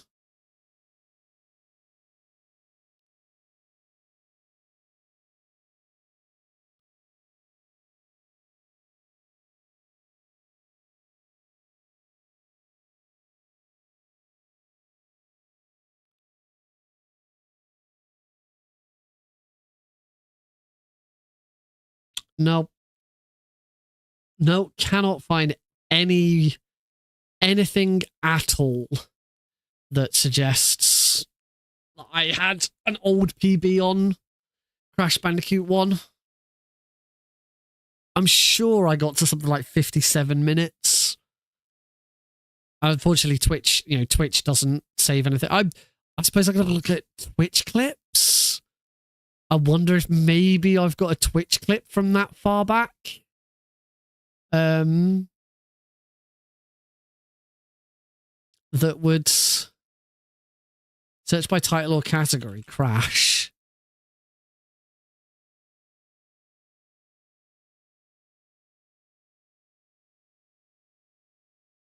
There's a couple of clips of when I played Crash Bandicoot. But this was before I started speedrunning it, so nope. I guess I just have to go off what I currently have. I have really good noise cat. Oh, thank you. Nothing overly special. I have a couple of filters for it, but nothing overly fantastic. Yeah. I finished my drink. As this was a sort of a blast from the past stream, I was going to do one more blast from the past. But as we're sort of getting to the end of the stream, I don't think it's a good idea to do this now because I could save this for the morning. But yeah, I did have chocolate milk. If anyone remembers that I used to like have a bottle of this every stream. I haven't had a bottle of this for a stream in a very long time, so I was going to drink some chocolate milk tonight. Sadly, I forgot, and I now don't want to drink it because it's full of sugar. I'm going to be going to bed in sort of the next half an hour. It seems like a really bad idea to drink just before bed. So yeah, at least you got to see the chocolate milk. British milk. It's very important that it's British milk. I am British milk. Yes. I don't know if there's anyone here actually. My viewers have kind of rotated around a little bit recently, so I don't know if there's anyone here that's going to remember. No. I did that either at the start or the end of a charity stream once where I chugged a Stein. I have downstairs I have a 2-pint Stein, glass Stein, and I chugged. I didn't do all two pints in one go. I had to stop and keep stopping. Yeah, I did do. I did chug it, and I felt so ill. As I say, I did it right at the start of the stream, and I felt so bad for like the first 3 or 4 hours. I do have some emotes. I do have some emotes that are chocolate milk related. There we go. Can we have a chug milk Eli reward? Ugh. I'm gonna go with no. So yeah, there's the standard choco milk emote. And yeah, if you're on YouTube, you can't see these because they also don't show up on the stream. And then there's a bronze, silver, and gold one, which are bit rewards. So if you donate bits to the channel, there are chocolate milk, bronze, silver, and gold emotes to use. Justice for Raiden. But there is also there is just a standard choco milk. How do you get the standard choco milk one? Can't remember. Viewer rewards, emotes. Standard choco milk is a tier 1 sub emote. I have an open slot in my sub emotes. I have an open animated slot in my sub emotes as well. Obviously, I've got the free ones, and there is the sip. In the free ones, you do get Nick RP sip. But there's an animated sip if you're a subscriber. If you're a subscriber, you get access to all these wonderful animated emotes. Lovely. My tier. Oh my god, my tier 3. I think I've only ever had one tier 3 sub once. But my tier 3 sub emote, my exclusive sub emote, if you're tier 3, is this one. Oh, hang on. Is this one. Which is Heidi's Choco Milk. So the emotes that I posted a minute ago, like the bronze, silver, and gold ones, when I redid all of my logos and stuff, you've seen my logo, you've seen my emotes and stuff, they were all done by professionals on Fiverr. Before that, Heidi made me a Choco Milk emote, and that is now the tier 3 exclusive one. I love chocolate. I don't like milk. I don't like normal milk on its own. I can't drink normal milk on its own. I'll have milk in cereal. I'll have normal milk in normal cereal. I prefer chocolate cereal. Well, I'll have normal milk in cereal. That's fine. But I don't like just milk on its own. But chocolate milk, I love milkshakes. Vanilla milkshake from McDonald's, lovely. Milkshakes that you can get for like Costa, Starbucks, lovely. Yeah. Maybe another day. Maybe another day I'll crack out the chocolate milk again.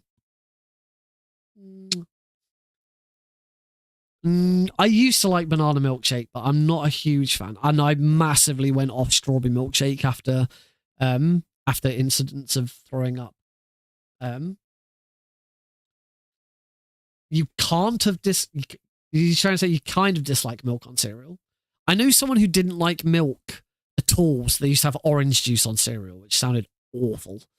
I prefer chocolate cereal so that the milk turns chocolatey.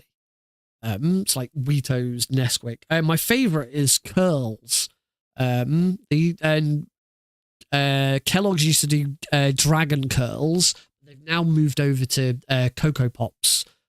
I think they're called Cocoa Pops Chocos or something. I can't remember. Yeah, orange juice and cereal. That just sounds horrible. No, that doesn't sound nice at all. Orange juice at breakfast time. Yeah, absolutely fine. I'll take that, but not on cereal. Not on cereal. Anyway, we are now coming to the end of the stream. Because I know I'd usually finish up 20 minutes later, but I'm not gonna do another run of Crash. We'll stick with Crash for a little bit. I've enjoyed it. I think everyone else has enjoyed it. There's plenty to do with it, which is really cool. Let's have a look and see who should be raiding whilst we sort of close out the stream. Alice at Wonderland is currently live. Jim Sterling's currently live. James Stephanie Sterling, but their handle on Twitch is still Jim Sterling. Playing Dynasty Warriors 3. That is not a surprise considering their recent videos. Twitch Plays Speedruns is back. Oh, I might go and yeah, we're gonna raid Twitch Plays Speedruns. So this is a really cool speedrun marathon. Speedrun marathon is a really cool speedrunning channel where viewers write into the chat what they want it to perform, and the idea is you try and speedrun video games. It's really cool. They did a load with of Metal Gear this is going back a couple of years actually. They did a load of Metal Gear a little while ago. I really helped out with MGS4 at one point. It was a lot of fun. So yeah, we're gonna raid Twitch Play Speedruns. In the meantime, I hope you have a wonderful couple of days. I'll be back on Thursday. We'll be practicing Metal Gear Solid 2 on Thursday because Metal Gear Thursdays. And I have got a speedrun marathon appearance on Sunday. Yes, Sunday. 1:15 in the afternoon GMT for No Fish 2025. That's where I'm running Metal Gear Solid 2 because there are no fish in the speedrun. As long as you skip that one cutscene, there's no fish in the speedrun. Yeah. So yeah, have a good time. See you on Thursday and be kind to each other. Hopefully Elon Musk will not burn my house down. I would appreciate that. If I'm big enough to attract that kind of attention, boy howdy, I'm doing better than I thought. Lenny, yo!